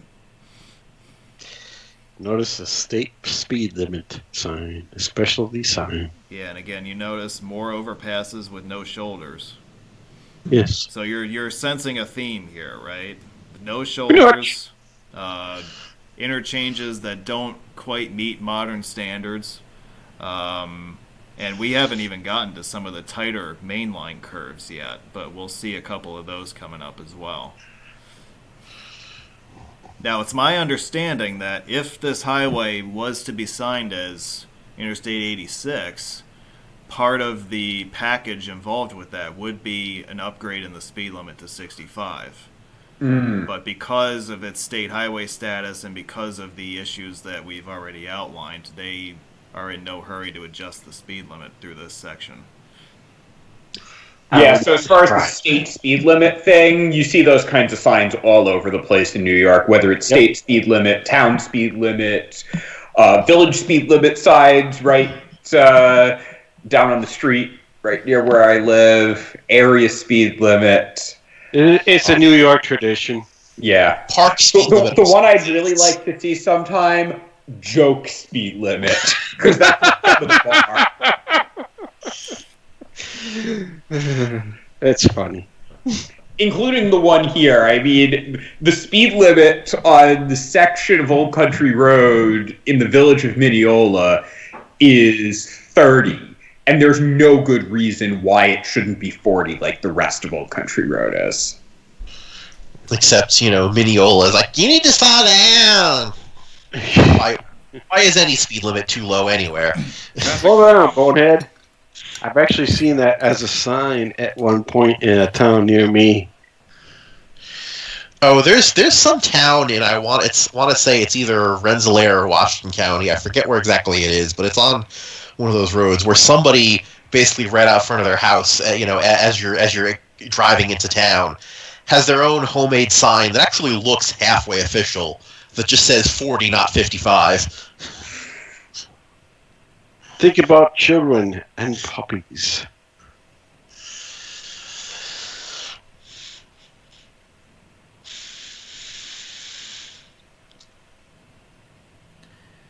That should tell you that nobody likes puppies. Yeah, that was an awkward silence there. Holy crap. Silence. It's going to be a new political campaign style ad that's going to be like Roadway Whiz kicks puppies. Gotta love those attack ads. Aren't they We don't great? kick puppies. We do sometimes want to kick people in the head. Did you know that candidate X has voted to raise your taxes no less than 500 times? And candidate Y has been cheating on his wife. Yeah, those are good ones. Yeah. Oh, but you know, most of these things are kind of edited in the favor of the candidate trying to advertise for their favor, you know. Well, that's how advertising. Of course they all spin it. Of course they do. Mm-hmm.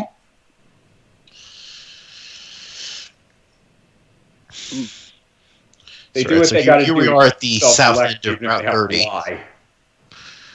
Yeah, Route 30 begins here at exit 90 and goes for quite a distance north of here. That goes all the way to Canada, I believe. You believe correctly. Yeah. It ends at the border, right? Yeah. Mm-hmm. What town is it near when it reaches the border? I forget. I mean, I know it crosses US 11 at some point, but I don't remember exactly where that is. Is that Malone? Rondocks, I think. No, it's Constable is the last place before the border. Oh. But okay. yes, it does pass through Malone. And it becomes 138 on the other side of the border. Correct. Which is itself a major provincial highway across Quebec. For those of you who have been north of the border before. Trout River.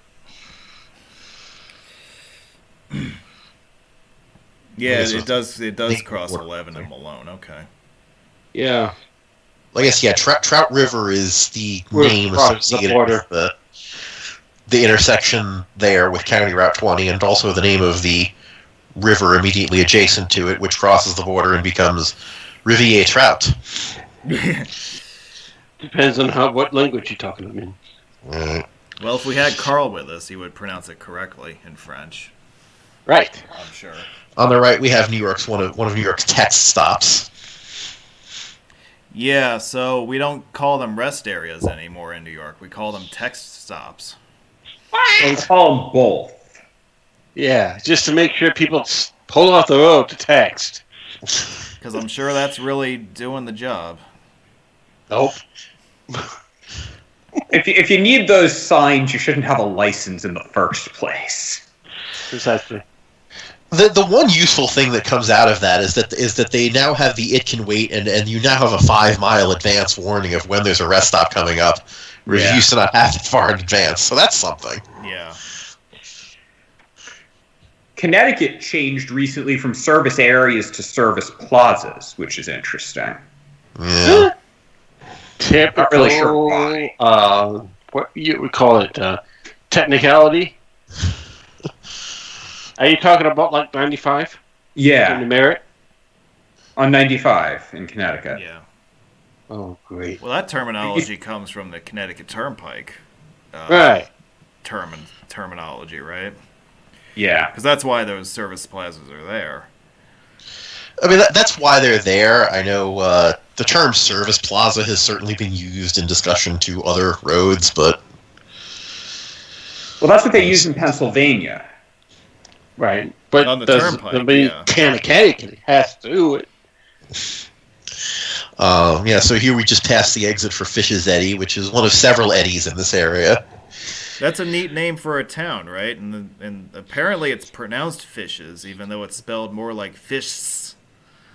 Yeah. Well, someone doesn't know proper English. All Eddies.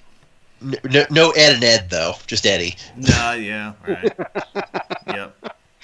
I don't know. Was it supposed to be like that? There would have been an apostrophe in there, but they don't do apostrophes on signs. So the apostrophe might have been the apostrophe might have been lost to history. Yeah, that's possible. That happens a lot, actually. So yeah, it's. I'm thinking that's probably what it is. Well, it's incredibly rare that you see an apostrophe on signs. So. Right. Yeah. A lot of times these towns will just drop the apostrophe themselves. Yeah. Punctuation on signs is always a no-no, so that's what makes it problematic here. Well, proper it's punctuation. It's fun to try and see a tilde on a sign too, because there's no standard for accent marks in the FHWA font. So like whenever someone actually puts a tilde on a sign, it's always custom made, and like there's so many different styles of them out there. Now, before it fades out, that was a cell tower up on the right? Too late. Lost the signal. Can't talk about it anymore. Exactly.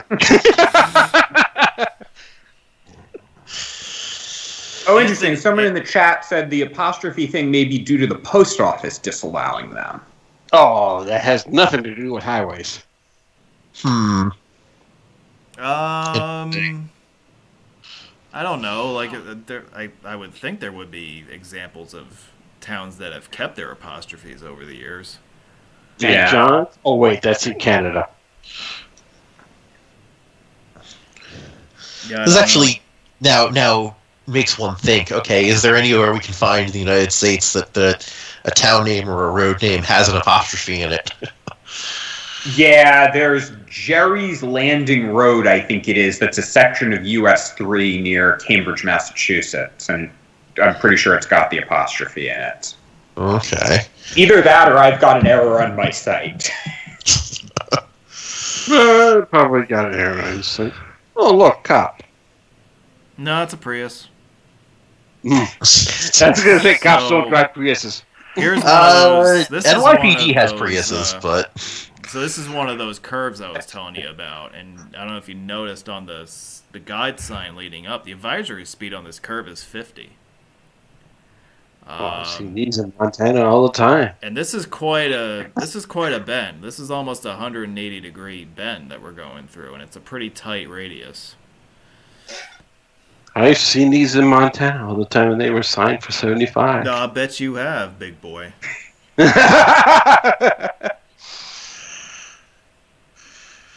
This ain't Montana, son. That's the problem.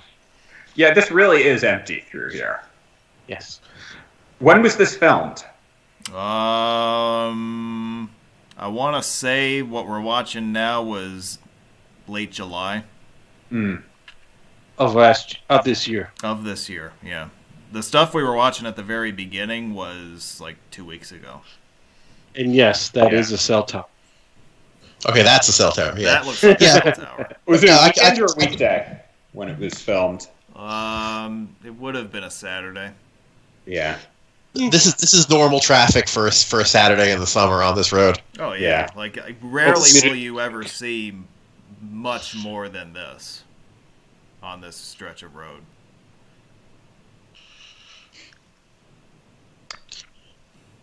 This is again, this is what kind of makes it nice is that, if you gotta come back to the city from Binghamton, it's, a lot more pleasant driving this than, fighting a bunch of other trucks and cars. Yeah, 81 to 80 to 380 through Scranton, yeah. Like that's hell.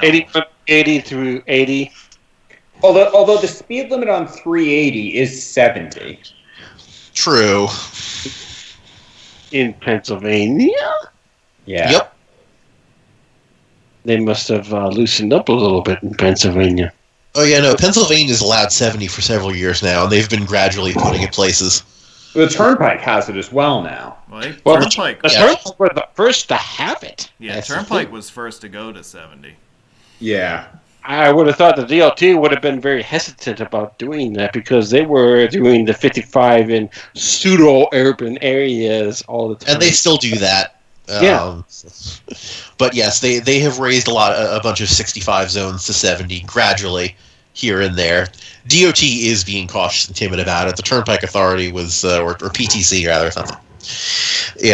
was far more gung-ho to just say, yeah, we're going to basically make the entire road east of the mountain 70, even in the Philly metro area. Have fun. So you'll notice here on this exit we're passing by, you've got a Pennsylvania State Route Shield in New York. For Pennsylvania State Route 191. Yep. An infamous road in my life. An infamous road in my life. Clinching Pennsylvania State Route 191 cost me a couple $1,000s in vehicle damage. Ooh, how did that happen? Really big pothole that I didn't see, but I felt.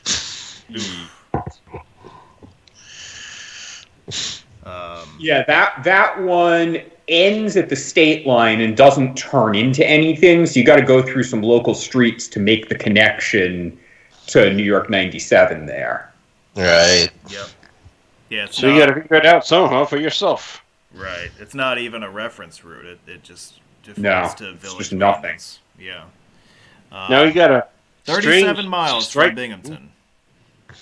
And we now have our next Scott special here with our next section of at-grade intersections coming up. Now, this is the one remaining section that does have at-grades in it that we're coming up on here in a couple of miles.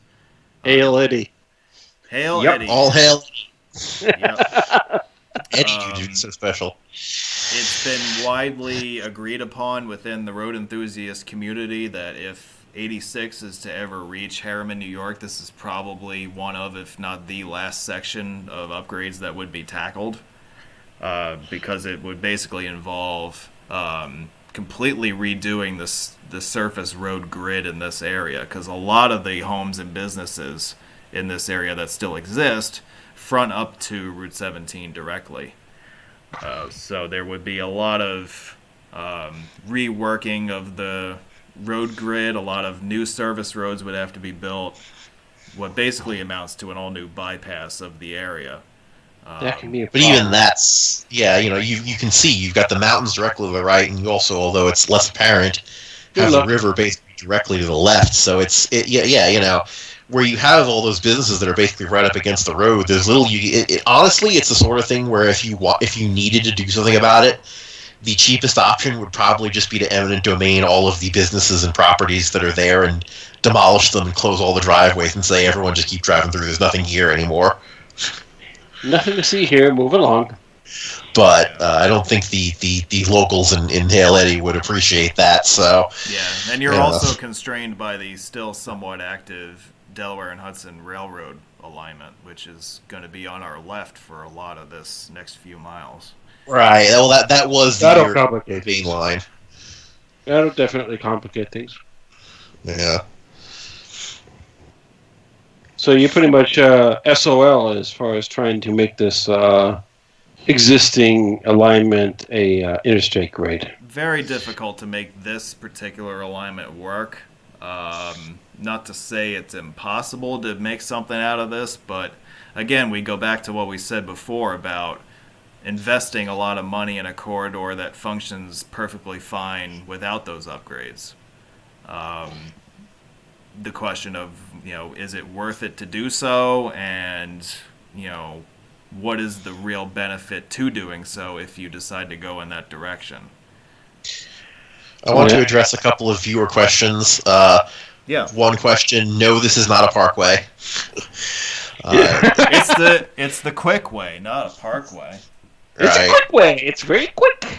And in terms of where the pothole I mentioned was on PA 191, it was a few miles south of the state line. I'm not sure exactly where. It was after dark. This is part of why I didn't see it, but I felt it.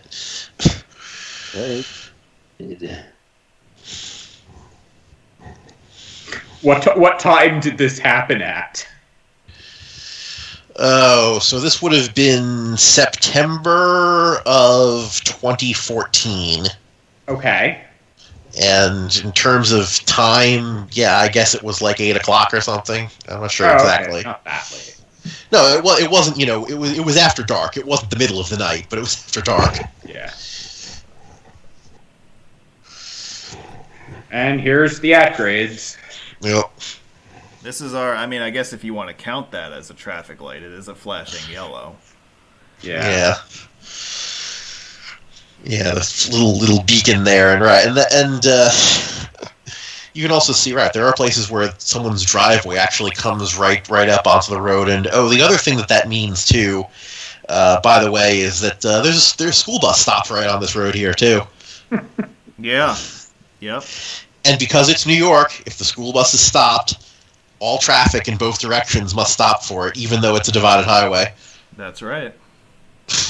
Because New York.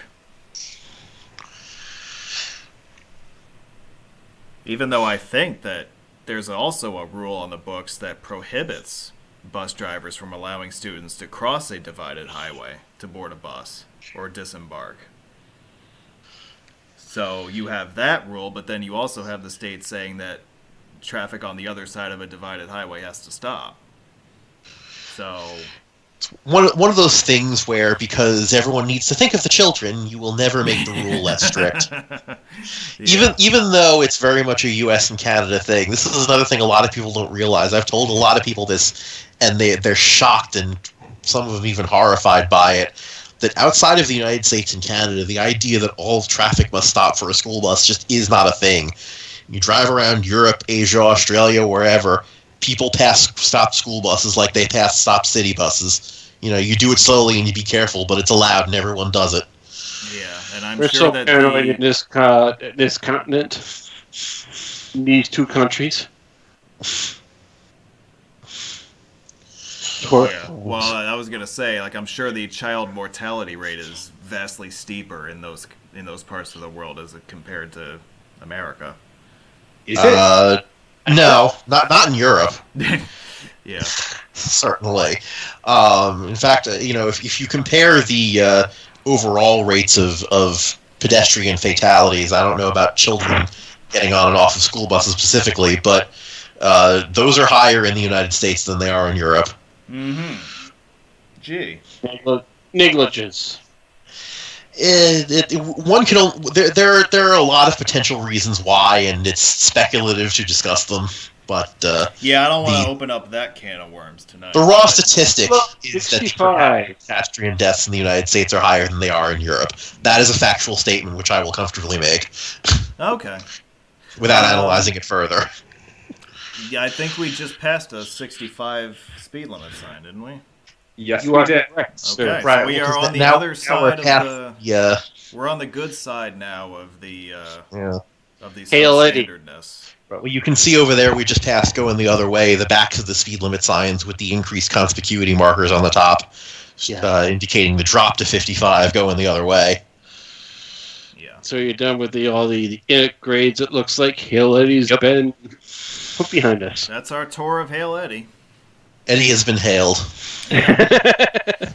Now we got Windsor. We now resume your regular freeway programming with Exit 84 for deposit. For US 8 and US 10. Yeah. Although I will say, thread on my mouth. No, US 8 is in Connecticut. I will say that the old, or I guess they were not old, they were pretty recent, the US 10 goofs in deposit have all been fixed. Good! As of July or August, when I was last through there. Oh, year? I'm pretty sure the US 8 goofs in Shelton, Connecticut are still there. Well, the US 10, 8 and 10 through deposit. Goof in deposit, though? 8 and that 10 way back on 2010? 8 and 10 along 17 have always been signed correctly. These were just reassurance markers that were incorrectly placed. Off the ramp and to the north over here. Yeah. Like if you follow 810 north from here, you would see them. You wouldn't see anything wrong on Route 17, though. Oh, no. Of course not. Couple other things to note about deposit. One, it's a great town to have a bank in. Man, Anthony brought his A game tonight, I tell you. Two is that Deposit is actually home to. It's actually interesting too because it's kind of in a forgotten spot. You need to know where it is to find it, but there is a monument commemorating the groundbreaking of the Erie Railroad. It was that the ground was broken on that in Deposit, so there's a monument there in a local park by the train tracks. One of these days I'll return for deposit. One of the other interesting things about deposit is that the village lies within 2 counties. I see that It's happening. half in Delaware and half in Broome. I see that happening all the time in Wisconsin, where cities and villages will lie on county lines. It has to be in 2 counties. They wouldn't let one of them make a clean sweep of it. No. You couldn't have West Deposit and Deposit. Give that a few seconds to recognize the pun there. Never mind.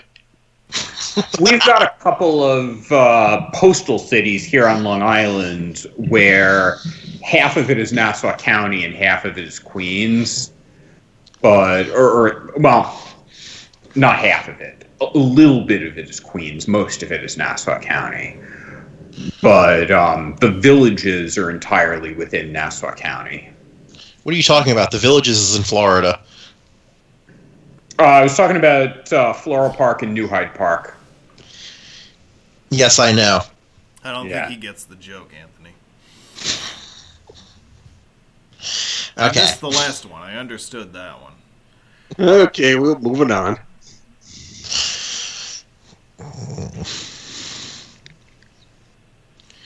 I see these tags here with the yellow and the white are definitely set up for snow purposes.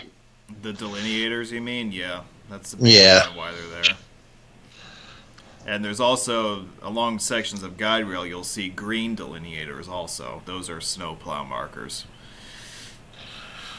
I'm not sure if that's a standard elsewhere. I don't remember. I don't pay attention to that stuff. The only reason I'm bringing it up is one of my tasks towards the end of my tenure on the cashless tolling project was going around to all the interchanges and making sure that all the snowplow markers were installed correctly per DOT standard. Because the DOT standard, not Freeway Authority standard. Well, they kind of overlap a bit in certain regards. So, and delineation is one of those. So, it's interchangeable whether you call it DOT or Thruway. But yeah, no joke. I had to go around to all the exits and make sure that the at least the green ones that denote sections of guide rail were all installed correctly. Hey, I think we're all good to know that someone's paying attention to those kind of details. Yeah, well, Well, this is job. Yeah. What do you expect? Yeah, well, the overpass might be ready to fall over, but don't worry. We've got all the delineators we need. And Mr. A says right. But that's one of those little busy work things that I had to do that, at least kept me going for a little while because the contractor was in the process of winterizing the whole throughway because they decided to shut down for winter. So they had to make sure that they had everything in place for, snowplow season. Which, right, makes sense. We just passed Aquagga Lake at exits 83 and 82. That's a Murphy family historic landmark. Yeah, we went by there on the trip that we were talking about earlier. I think I took you up there to clinch one of those county routes, didn't I? Yep. Yeah. 247, 237 and 249. Okay, yeah. It's a nice little spot. It's only, 20 miles outside of Binghamton, and a lot of people from Binghamton come up that way on the weekends. Yeah. And there's homes up there that are seasonally occupied and rented out and stuff like that.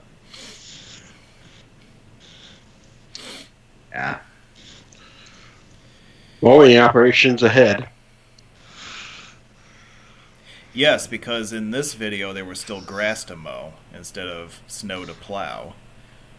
Yes. It feels like I was just on this road not long ago. Oh wait, I was funny how that works. Sorry. Yeah, it looks a little different today. Yeah, it's a little whiter than usual. Yeah.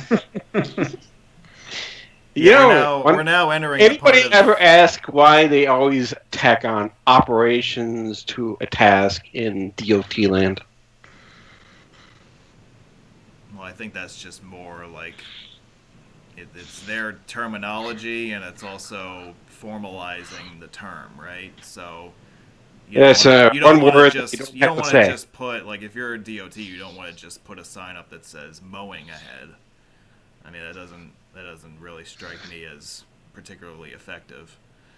No, I mean, I don't know. It's less wordy. Just say my opinion.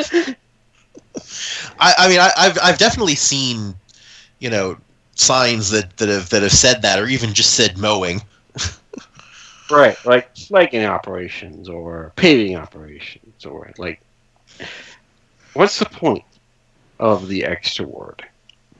I think it's just that it's technical terminology that filtered its way onto a sign because nobody made it less technical.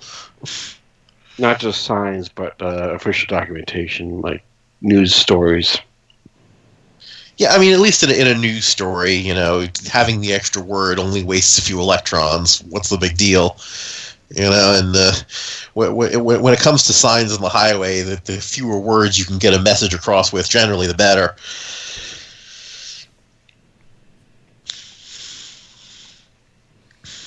We're coming up on Windsor now, huh? Yeah, in a few miles. I think I saw a sign for that. I think it was on the mileage sign a few miles back, right? As we were passing Aquaga. Windsor, at which point this road will become part of I-86. Officially, yes. Yep. Yes. So we've got about a little more than 20 minutes of drive time left in this video. If you're joining us late, I have a panel of myself, Anthony from Stamford, Connecticut. He's Duke 87 on the AA Roads Forum. We have Scott from Wisconsin. He's SSO World on the AA Roads Forum. And we have David Golub, who I think is D. Golub on the AA Roads Forum. And correct. He's also the webmaster of eastcoastroads.com. Yep, go check it out if you haven't done so yet. We've been on Route 17 for the last, almost hour and a half now, and we haven't gotten sick of each other yet. Although we also just entered the Chesapeake Bay watershed. We have, yes. Yes. It's been for how long, and it's still called the Quickway? It still is the Quickway. At least the name applies to everything up to I-81. And actually, technically, slightly past I-81. Because the Quickway dumps into US 11. Yeah. So technically, if you take the ramp to stay on 17 and go to 81 North, you miss a teensy little piece of the Quickway, in those technical sense. But I don't think it's too important for our really purposes. Doesn't matter at this point because both of them kind of go together right now because of the new interchange. Well, just the way that interchange is built. It if you're staying on 86-17, it's considered the main line through that area. You don't feel like you're exiting off of something. Right. Well, I mean, the previous interchange before it was rebuilt, it was kind of what do they call it? Dead Man's Curve, or? So I'm talking about the interchange at the eastern junction of 86 and 81, not the western one. Oh. Yeah, the one that Scott's thinking of is the western one, which is in Binghamton itself, Prospect Mountain. Right, and the local nickname for that one is Kamikaze Curve. Thank you. Keep going to like. He got the curve part right. There is a curve there. Right, but Kamikaze Curve. I just forget the name. Sorry, my apologies. But you're talking about like exit 5. Well, the one you're talking about is exit 2. Exit 2/exit 75 on 86. Yeah. Yeah, and if you look at it on a map, you'll notice that, again, the freeway, if you follow it straight through, mapped straight through, not mainline straight through, it does dump you into US 11. And yeah, I guess that was the original configuration there before they put the interstate in. Before 81 was built, exactly. So that's why that's like that. Okay. Which I guess that arrangement would have only been for a short period of time, because 81 was built through Binghamton in the early 60s, I think. Yeah, I don't think that was that way for very long, but that is why it is that way. It does make sense that in absence of 81, it would dump onto 11 there. Okay. And 11, right. If you're approaching Binghamton from the east and you follow 11 in, 11 is a 4-lane surface road. So it's almost as if they built that, or maybe they widened it out, when the Quickway was built, because at the time 11 would have been the only entrance to Binghamton from the east. So maybe there's something to that where or N7, but still, or whatever it was. Yeah, I know that it's had multiple designations over the years, but I think you know what. I'm saying 7 is also there. Ooh, yeah, we've got X79 for New York 79 here. Yeah, and so it'll be 86 after this point. Yeah, and the reason for that is just because 79 is a national highway system route. The road is interstate standard out to deposit, but the feds don't like it when you end an interstate at a non-NHS road. So in Windsor it ends. kind of like 39 in Wisconsin ends in 29 rather than at 64 in Merrill. 29 is part of the NHS, 64 is not. Are you talking about 39? It's kind of a similar situation. Don't worry about it. Just an example if you want to look at a map later on. There's at grades above 64 to another NHS route, so they can't really route that. But here comes that 17? Where's the 86? They forgot about it. I noticed. It's one of those things, they put so many 86 shields where they don't belong, and then where they have permission to put one, again. They don't put it there! There's a little bit of mind making upping to be had with this road in some places and how it's signed.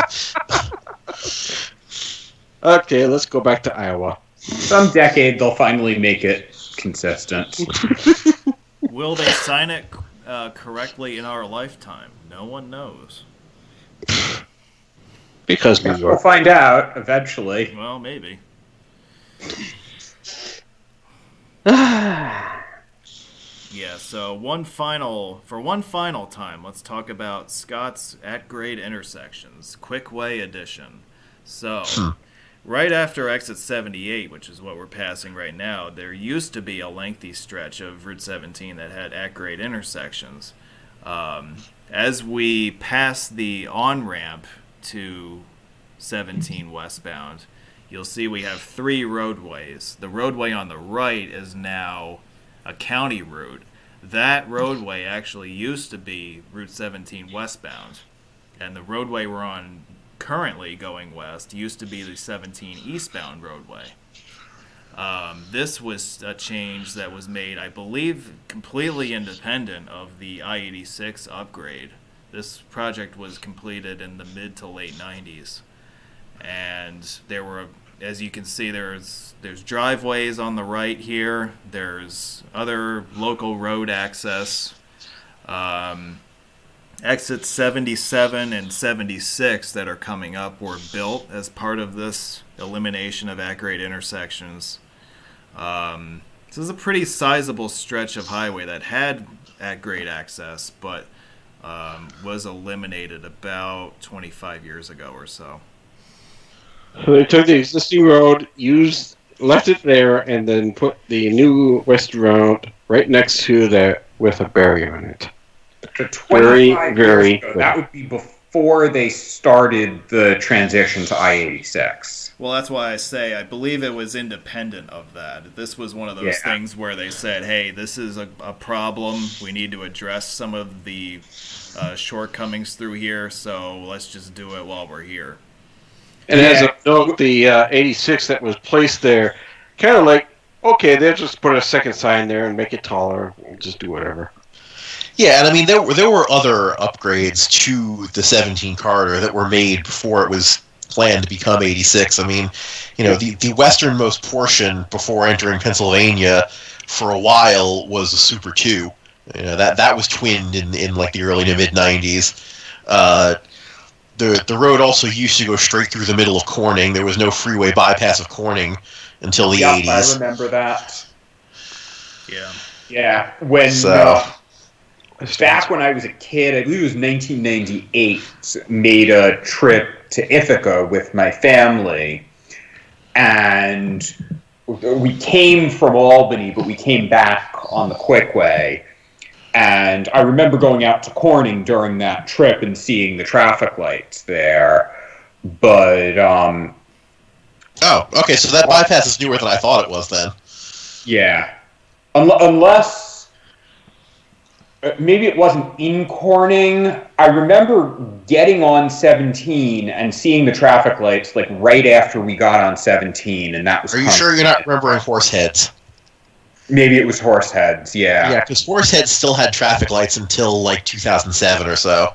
Okay, yeah, that's probably what it was. But yeah, I remember on the Quickway coming back, I remember the flasher in Hail Eddy, but that was basically it.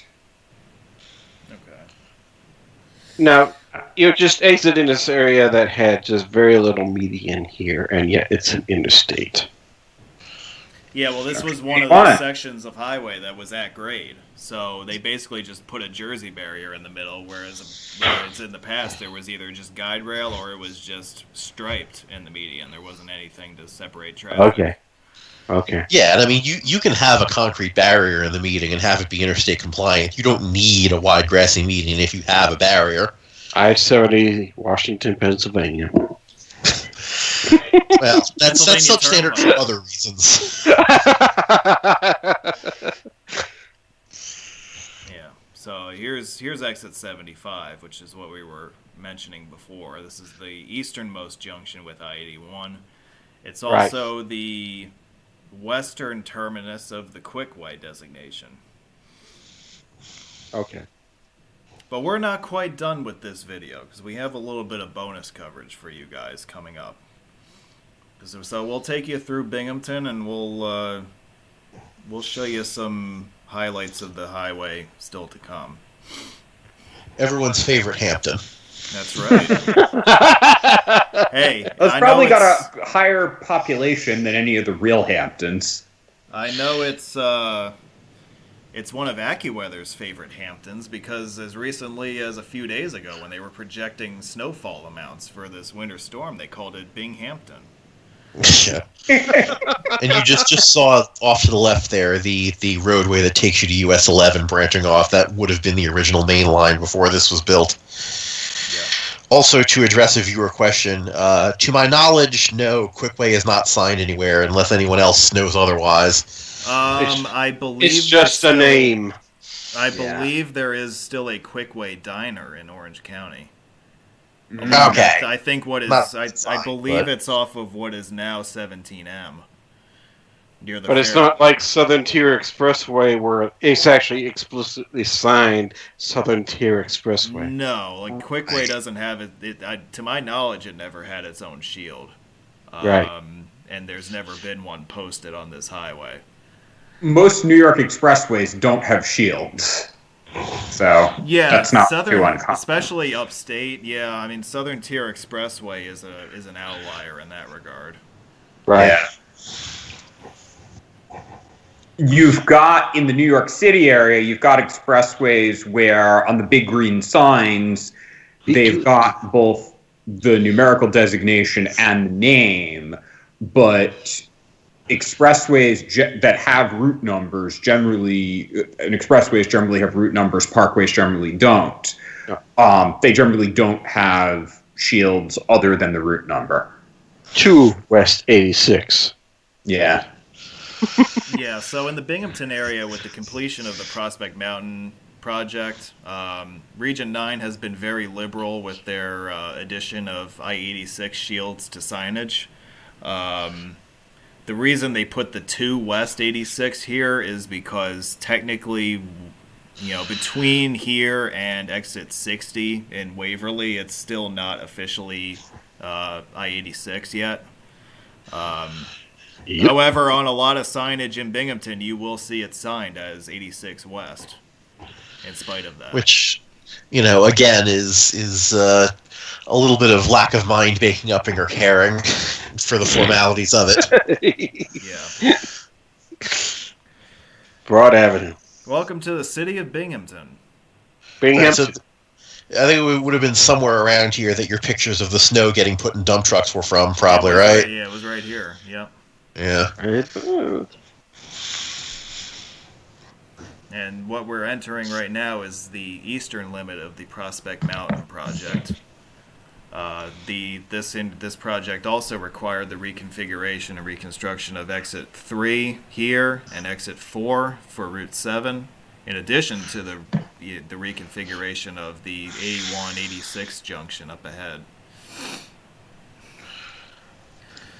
So this is all new. This used to look a lot different about 10 years ago. Really wide tab there. Yeah. Left! Well, that's at least MUTC compliant. But notice the 86 shield. Don't need it. Wait, this isn't. They didn't make this milepost, did they? No. No. Okay. No, this is It's still... interesting how they've got 4A and 4B here. No, it's 4A and 4B because it's a cloverleaf. That's always been 4A and 4B. It was a it used, clover. the Route 7 used to be a cloverleaf, and then they turned it into... Actually, yeah, it's true. They downgraded it. Yeah, so now 4B applies to this ramp to continue on to 86 West. This is more than 4 miles from the state line, though, so that's not... Yeah, right. The former Kamikaze Curve. Well, it still is, but... As we go around the side of Prospect Mountain, you have the view of downtown Binghamton off to the left, just off screen. West 86, not officially. One of the differences with the alignment these days is that you see how we have not yet merged with traffic coming from 81 South until we get fully around the curve. In the old alignment, you used to merge straight away. And what was that merge back there? Was that from 81 North? No, we're coming from 81 North. No, 81 South, yeah. Bosses? No, but there was another merge before that. So as part of the project, because they changed the merge point back there, they had to shift exit 72 about a half mile to the west. So they had to build a new interchange for Prospect Street, which is what we see up ahead here. No, so I think what David's referring to in terms of why there are 2 merges is that that's because the ramps were braided. So the first merge was with traffic coming from Route 7. Oh, okay. Got it. Yeah, there were 2 different merges there. Okay. And around Kamikaze, or if you wanted to pronounce it a little bit more true to its original, Kamikaze curve, means divine wind. Yep, that's right. Kamikaze. But you can see how things are a lot more orderly with the merges, whereas before it was an absolute free-for-all in that area. And that absolutely had to be addressed to get 86 signed through here. Yeah, and that curve in the eastbound direction was known as being a major truck rollover hazard. Oh, yeah. And it's Kamikaze. Yeah. Fairly long straightaway running into this sudden curve. Downhill. Yeah. Yeah. Welcome to Johnson's City. Village of Johnson City. We leave Binghamton behind. Shopping mall! Not about the city of Johnson Village. Yes. We got that in my neighborhood also. This is malls? Exit M2W, shopping mall. Yeah. Well, that's what's there. Yeah. Malls! The exit is for the westbound direction of Zeckendorf Boulevard, and it promptly ends at the mall right after you merge into it from the exit. Yeah. Signing ahead of time again. Harry L. Drive. I guess that's something other than shopping mall. Yeah, this is one of the locations on the Southern Tier Expressway that features shopping mall as a control city. Another notable location is west of Elmira. Between Elmira and Corning, there's an exit for shopping mall. Yeah, that one. 2010. California always had Auto Mall as a control city. It is a little interesting how they use shopping mall rather than just the name of the mall. Yeah. Well, I think there's the general prohibition on putting the names of private businesses on signs. Yes. So they can't yield on signs. That's a private business. And I think that's technically also not allowed, but they certainly do it. Yeah. Florence, y'all. Was another example of that. Yeah, exactly. That water tower just said, well, I think we discussed this on our Cincinnati video. Go watch that video for this discussion. Exactly. Moving forward. Yeah, the Cincinnati remote road beat, or whatever the heck we ended up calling that thing. So as we get down to the last couple miles of this video, if anybody has any questions about what they've seen over the last couple hours, feel free to send it in. We'll be ending this video in a couple of minutes, but if you were with us at the beginning, you will recall that I said that we have a little bit of bonus coverage for you guys at the tail end here once we finish our trip into Endicott. Carlos Gaming, dude's mentioning the LED versus Cobra lights, and you might want to remind him, Dan, the LEDs could be shaped like Cobra lights. Oh, that's someone towing a boat. I was like, what is that? Is that a Humvee or something? That's a boat.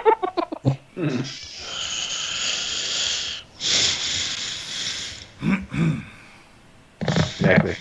Yeah. Mm-hmm. And yeah, these are a little bit more modernly architected lights here. Yeah, these are relatively recent, I think. Very, very in on the horizontal and vertical lines, connected with a single fillet curve. This is minimalism right here. Minnesota or Chicago. How Delaware of these people? Mm-hmm. Or Rhode Island, for that matter. True. We have now entered Vestal. Vesti. We're taking our tour of the triple cities of the Binghamton area. This is the last exit in the triple cities area, exit 67, and we will take it to end this video.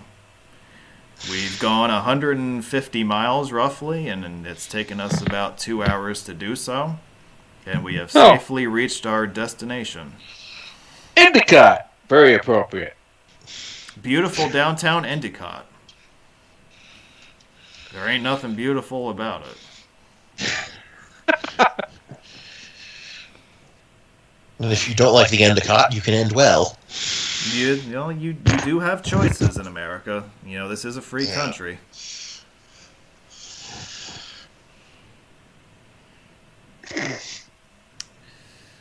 So I want to thank everybody who stuck with it for the last couple hours. It was great having you guys in the live chat. This video is going to come to an end here in the next 30 seconds, and if you like, we have some Snowmageddon, Snowvid video coverage from earlier today that I'm going to quickly run through for roughly the next half hour or so. But you can keep sending in your questions about the Quickway, throughout this bonus coverage if you'd like, or you can talk about snow-related stuff while we work our way through the video coverage that was filmed earlier today on a special trip that I took into Binghamton.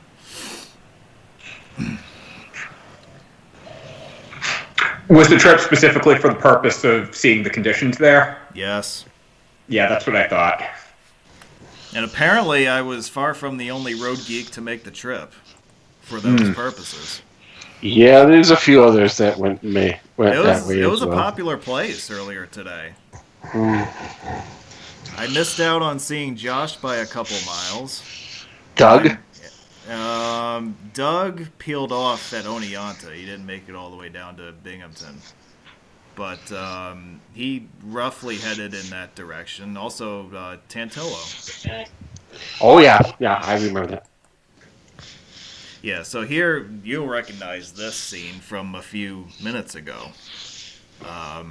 Snow removal was taking place in the what do we call this? The left lane. That's right, the left lane of the Quickway northbound.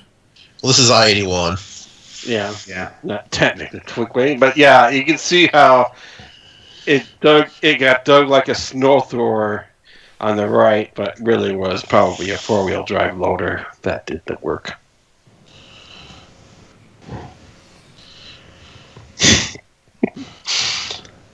Appropriate. Yeah, you have the haul trucks lined up. Why are there 2 lanes closed? Because they need space to work. Of course. Yeah, you can't do this with just 1 lane blocked. That's a snowblower attachment on the loader. I mean, you gotta block 2 lanes through here. Yeah. There's got to be enough room in order to be able to have the trucks parked there and do their thing. Well, I would respond to that by saying that it was a pretty monumental effort just to get 2 lanes clear through here. Right. Right. So once they were able to do that, they could kind of concentrate on the left lane and shoulder, which, as you can see on the left, still isn't really all that clear. But the left lane, at least at this point, is passable. Right. Just to say that there's absolutely no left shoulder there. That's the problem. Right. So, in many storms in my area, the passing lane right as after the storm, the passing lane isn't even passable. So it's like you have a 1-lane freeway for at least a day. Yeah, and so in response to the question of why can't they just plow the road like any other, the answer is because 40 inches of snow fell here. And, well, look at how much space there is in the median. You cannot plow 40 inches of snow into that.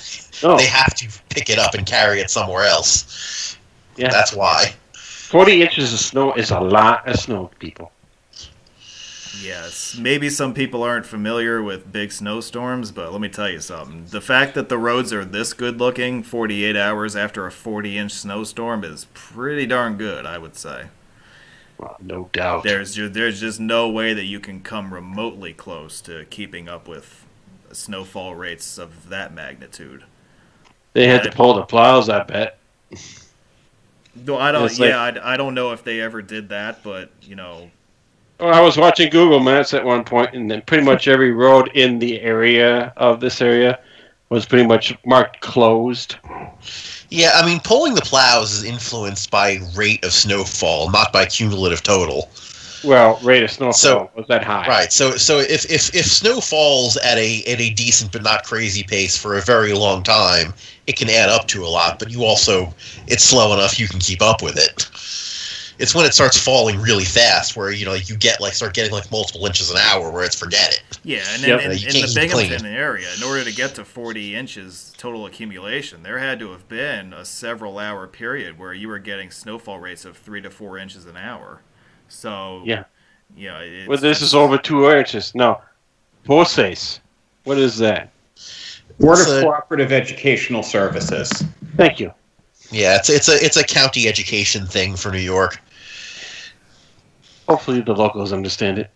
They do alternative high school and stuff for people who want to, learn a trade as opposed to standard high school curriculum.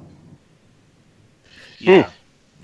Yeah, I know, for example, I believe Nassau County, BOCES, has an aviation school. I don't think I knew that. You did not know that. David Golub learned something new today. Yeah, I guess so. About my own county.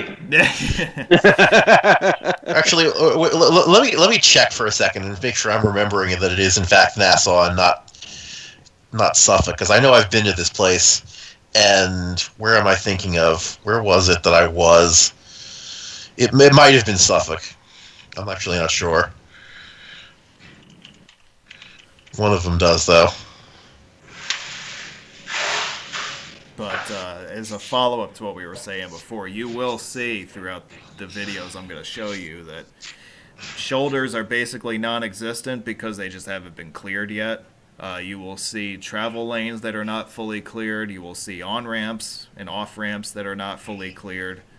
So it's still, as of Saturday afternoon, was a work in progress trying to get the roads clear. But I would say, again, that in defense of the guys clearing the roads, I think they've done a hell of a job considering how much fell in the amount of time.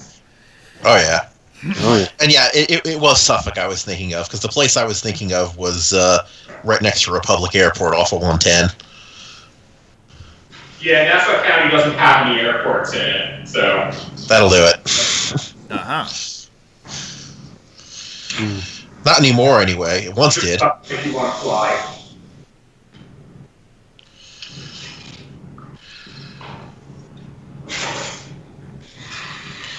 So, okay, a lot of people trying to go to the shopping mall or something.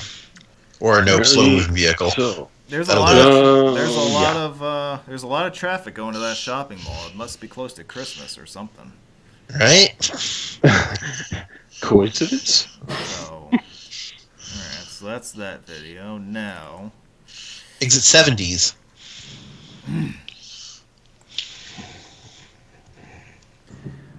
Let's go into downtown Binghamton. This is coming from Vestal Parkway, and we're about to curve to the left so we can go across the State Street Bridge. Again, if you saw the picture from earlier today, you'll notice that there are only 2 lanes basically cleared on the bridge, and you can see the right lane on the bridge is still snow covered. Right here. Yeah. Half a right lane. Half a right lane, guys. Yeah. Yeah, you'll see as we transition onto North Shore Drive and Brandywine Highway northbound, you're lucky that we have 1 lane clear. Yes. The left lane, they definitely took a snowblower through that one, but the right lane still needs to be cleared out, but that will be a while. Right, well, because all they've done is plow that, and because they can't plow it any closer to the barrier with how much snow there is, so... without damaging it, and there's so much snow that you can only push so much. Yeah. I mean, you really need to get a similar operation to what they've got on 81 in the previous video into this area. You notice how the ramp split there was so tight right there. I think there's another ramp there. Maybe for snowmobiles only at this point, but it is there. And 30 speed limit. Yeah, but finally... Which means begin 55. Right. But you have to know that. This is another reason New York has been moving away from doing that, because, they don't want the implied speed limit. They'd rather explicitly state it. Correct. It's kind of an old way of doing things, that you have a speed zone and then you just end the speed zone and resume the default. Check balls. That's one, Bob. Yeah, so I think we now have 2 lanes open the rest of the way here. Well, kind of. Well, shoulder. Got a bunch of 86 shields around here, too. Yep, we saw them last weekend. Yeah, you see how there's a pattern developing, right? Like 86 is signed very well on overhead signs. On the main line itself, it's a mixed bag. Sometimes you'll have them signed, other times they'll come attached with a 286, But by and large, 86... You're talking west of 81. Well, I'm talking about in general. Like, there weren't 86 signs here a couple of years ago. These all went up as part of the Prospect Mountain improvements. So, this is a new development, putting all these 86 signs on these overheads. Look, traffic light. Yeah, it came through here on the way back from the Utica meet.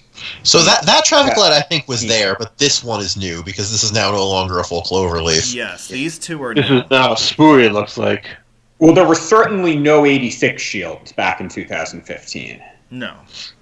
Right, and the thing is that, right, this is the Brandywine Highway, so this was the route into town from the north before 81 was built.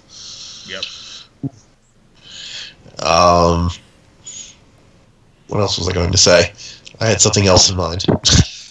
Oh, this is a poorly timed traffic light for sure. Oh yes. Like The how you other come thing up that with, another thing that I've noted that I find interesting is that once I-86 is actually fully designated, Binghamton will have the same interstate topology as Charleston, West Virginia. That's true. 3 main lines. You're right. Well, not just the 3 main lines, but the fact that 2 of them run concurrent and the third begins on the North Fork after the concurrency, shortly north of it. Oh, that's true. So 88 goes the same roll as 79. All right, so 88 equals 79, 81 equals 77, 86 equals 64. And it's the same topology. Right. That's exactly it. Yeah.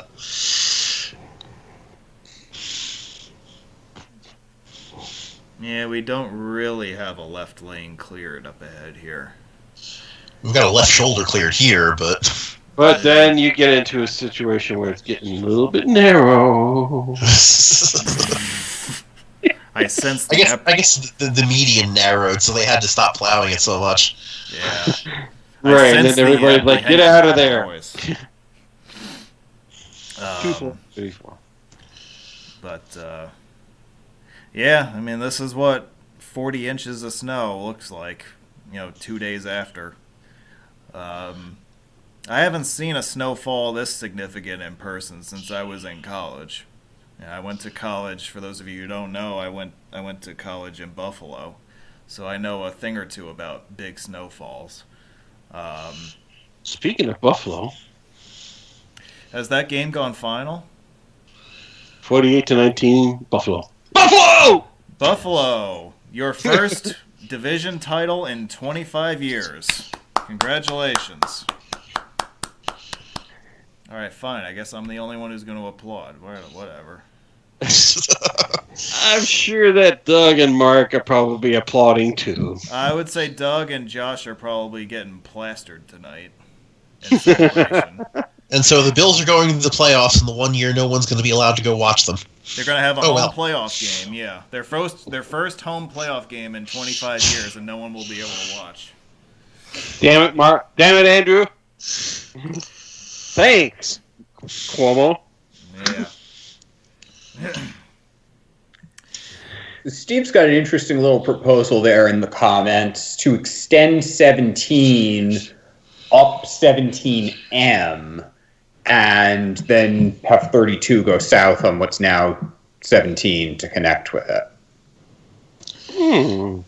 All this would be logical, and all of it costs more money than just having 17 and 32 end in the same place. Therefore, I would expect that if they do anything, that's exactly what they'd do, just because it's the lowest budget option. To not spend money on signs, you mean? Exactly. Well, I don't know. If they want to play like Wistat, they can just sign the redundancy and just end it at some random point along the redundancy. Don't give them ideas. Too late. Take the southern section of 17. Wow. There is no entry lane here. They could also just take the southern section of 17 and redesignate it 32. It's complicated. Would be logical. It costs more money. Yep. But anyway, back to the video. You just noticed that he had to maneuver around absolutely no entry point on that lane. Yeah. Right. In a spot where people aren't used to having to deal with traffic suddenly emerging in like that, so that can get dicey. Also not necessarily shown here, but probably not friendly, especially if you're in a lower to the ground vehicle, is how much you can really see the traffic coming the other way over the snowbank. You can. Yeah. Look at that! I'm going on the other side of the road. Well, there's the Washington Street Bridge at the end of the road that's buried in snow. This is. Somebody said there should be ramp temporary stop sign there. Yeah, you're not going to get anybody to put. What is this, PennDOT? Yeah. Come on, We'll do ramp stops here. But yeah, just take the snow shovels and shovel that bitch. One more video from Binghamton today. One more. Encore.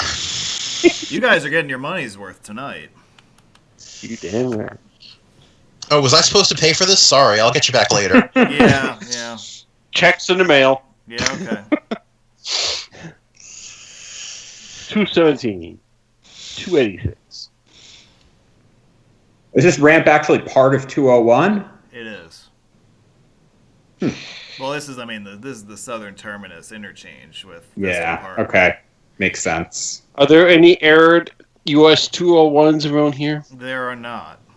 I know you're disappointed to hear that, but... oh my god, New Year's NOSTOT. I am disappointed. We don't get to pretend we're in Maine? No, we don't. So this video will take us north on 201 and then east on 17 back through Binghamton. You noticed on the right how, again, we had a lack of travel lanes clear and a lack of on-ramps. Someone kind of had to just jump on there. Yeah.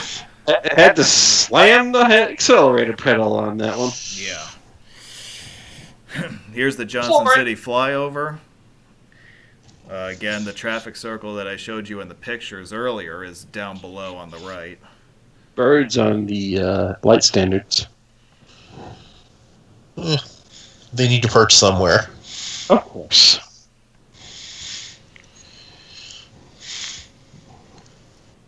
Johnson City's official snowfall total was logged at 38 inches, which is a couple inches below what neighboring Endicott and Binghamton reportedly logged. Exits 1/2 mile. Well, there are multiple exits. Exactly. Eastbound and westbound. Yeah, so that's correct. Probably would have said the same thing if it was just 17. But it's confusing since there are two route numbers up there. Yeah, again, 86 is signed on an overhead. Yes. Which, again, I don't think they ever even bothered to cover this up. It was just put up there like that. Yeah.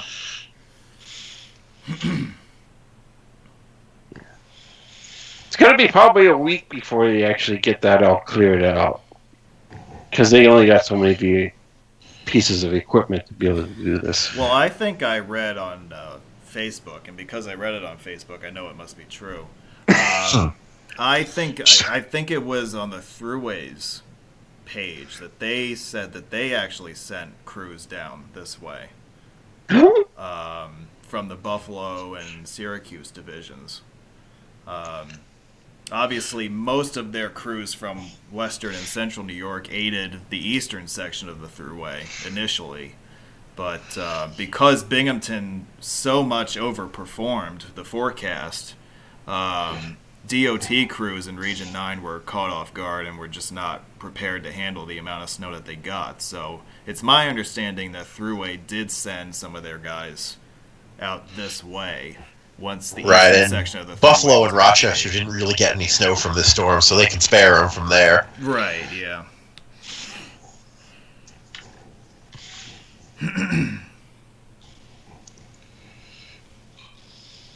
Never use a stop sign unless truly warranted. Thank you for pointing that out, Steve. And yes, we could have all sorts of debates too about the appropriate usage of stop signs. There's a lot of fun things we could argue about if we wanted to. Someone should tell that to the various towns and villages. Yeah, well. If we were doing a 24-hour live stream, we could spend at least 12 hours talking about stop signs. Sounds like fun to me. Oh yeah, I know that's what you guys love to do. But there's only so much time that I want to spend on a live stream.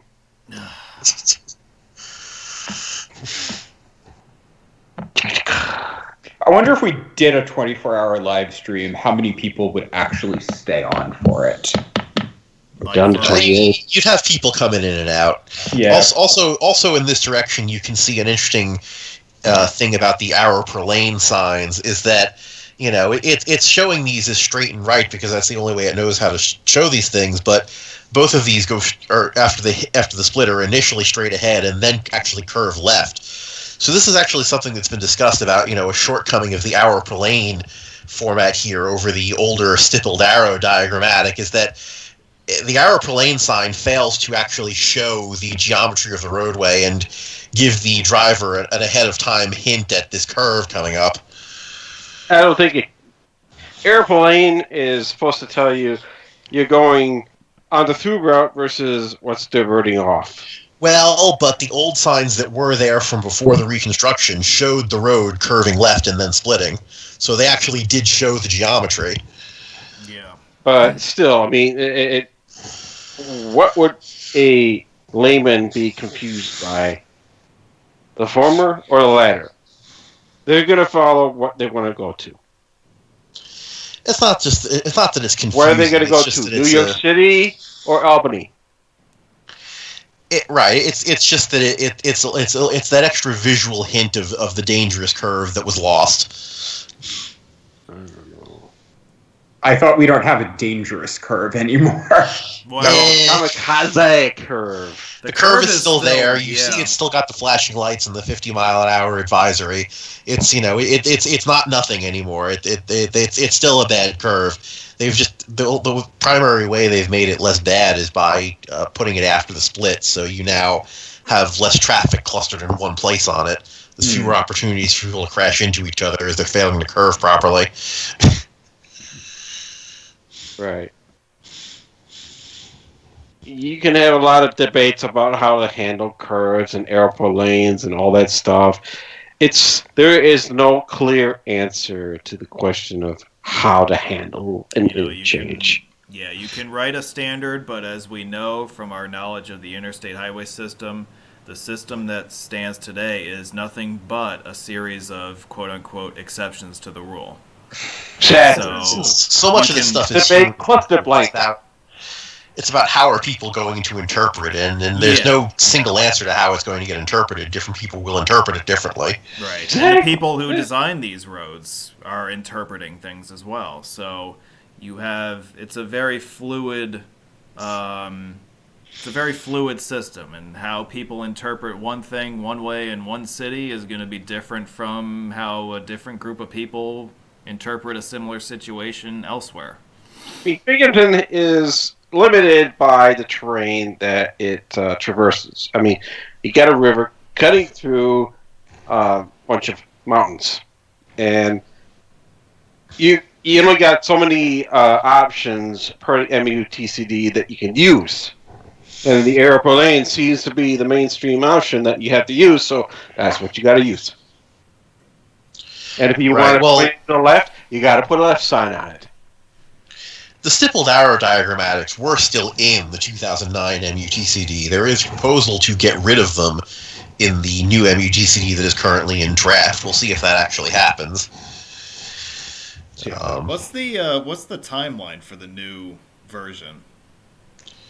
Probably going to be finalized next year, I think. Someone else might want to correct me if I'm wrong about that, but that's what I would expect. I wouldn't be surprised if COVID postponed that too. Well, no, the draft version was published, so it's moving. It's happening. Virtually. Yeah. No, that's the only version that it needs to happen with these days, right? Yeah, it's published as a PDF online. People don't need to meet in person to discuss it. Gee, we should talk about left-hand arrows. Let's have a left-hand arrows in-person conference, shall we? Yeah, exactly. What's the point? Oh, boy. Whatever. Well, our bonus coverage of the Binghamton Snowvid emergency is about to wrap up, and if anybody's got any last-minute questions they have for the panel, now's a good time to get them in because we're about to close up shop for the night. Guys, it's been fun having you with us. I'm talking to you guys on Skype. Okay. glad you could join us. It's been fun hanging out with you. It was enjoyable. It's been fun. Yeah, it was all right. It was nice having the folks in the live chat with us as well. A lot of familiar faces, so it's good having you with us. That's about all I got. Anybody got anything else they want to get off their chest before we wrap up for the night? There, I got it. You okay there? Yeah, I just had to rant. Okay.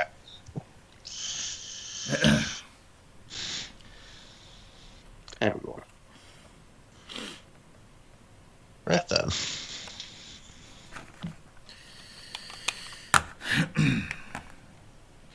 We are now awkwardly, patiently waiting for the video to end. Yeah. Right, at Johnson Road. Yeah.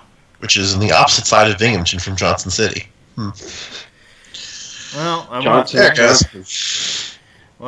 thank everybody who joined us tonight, and be sure to join us tomorrow for our Bridges of the Hudson River. I said river.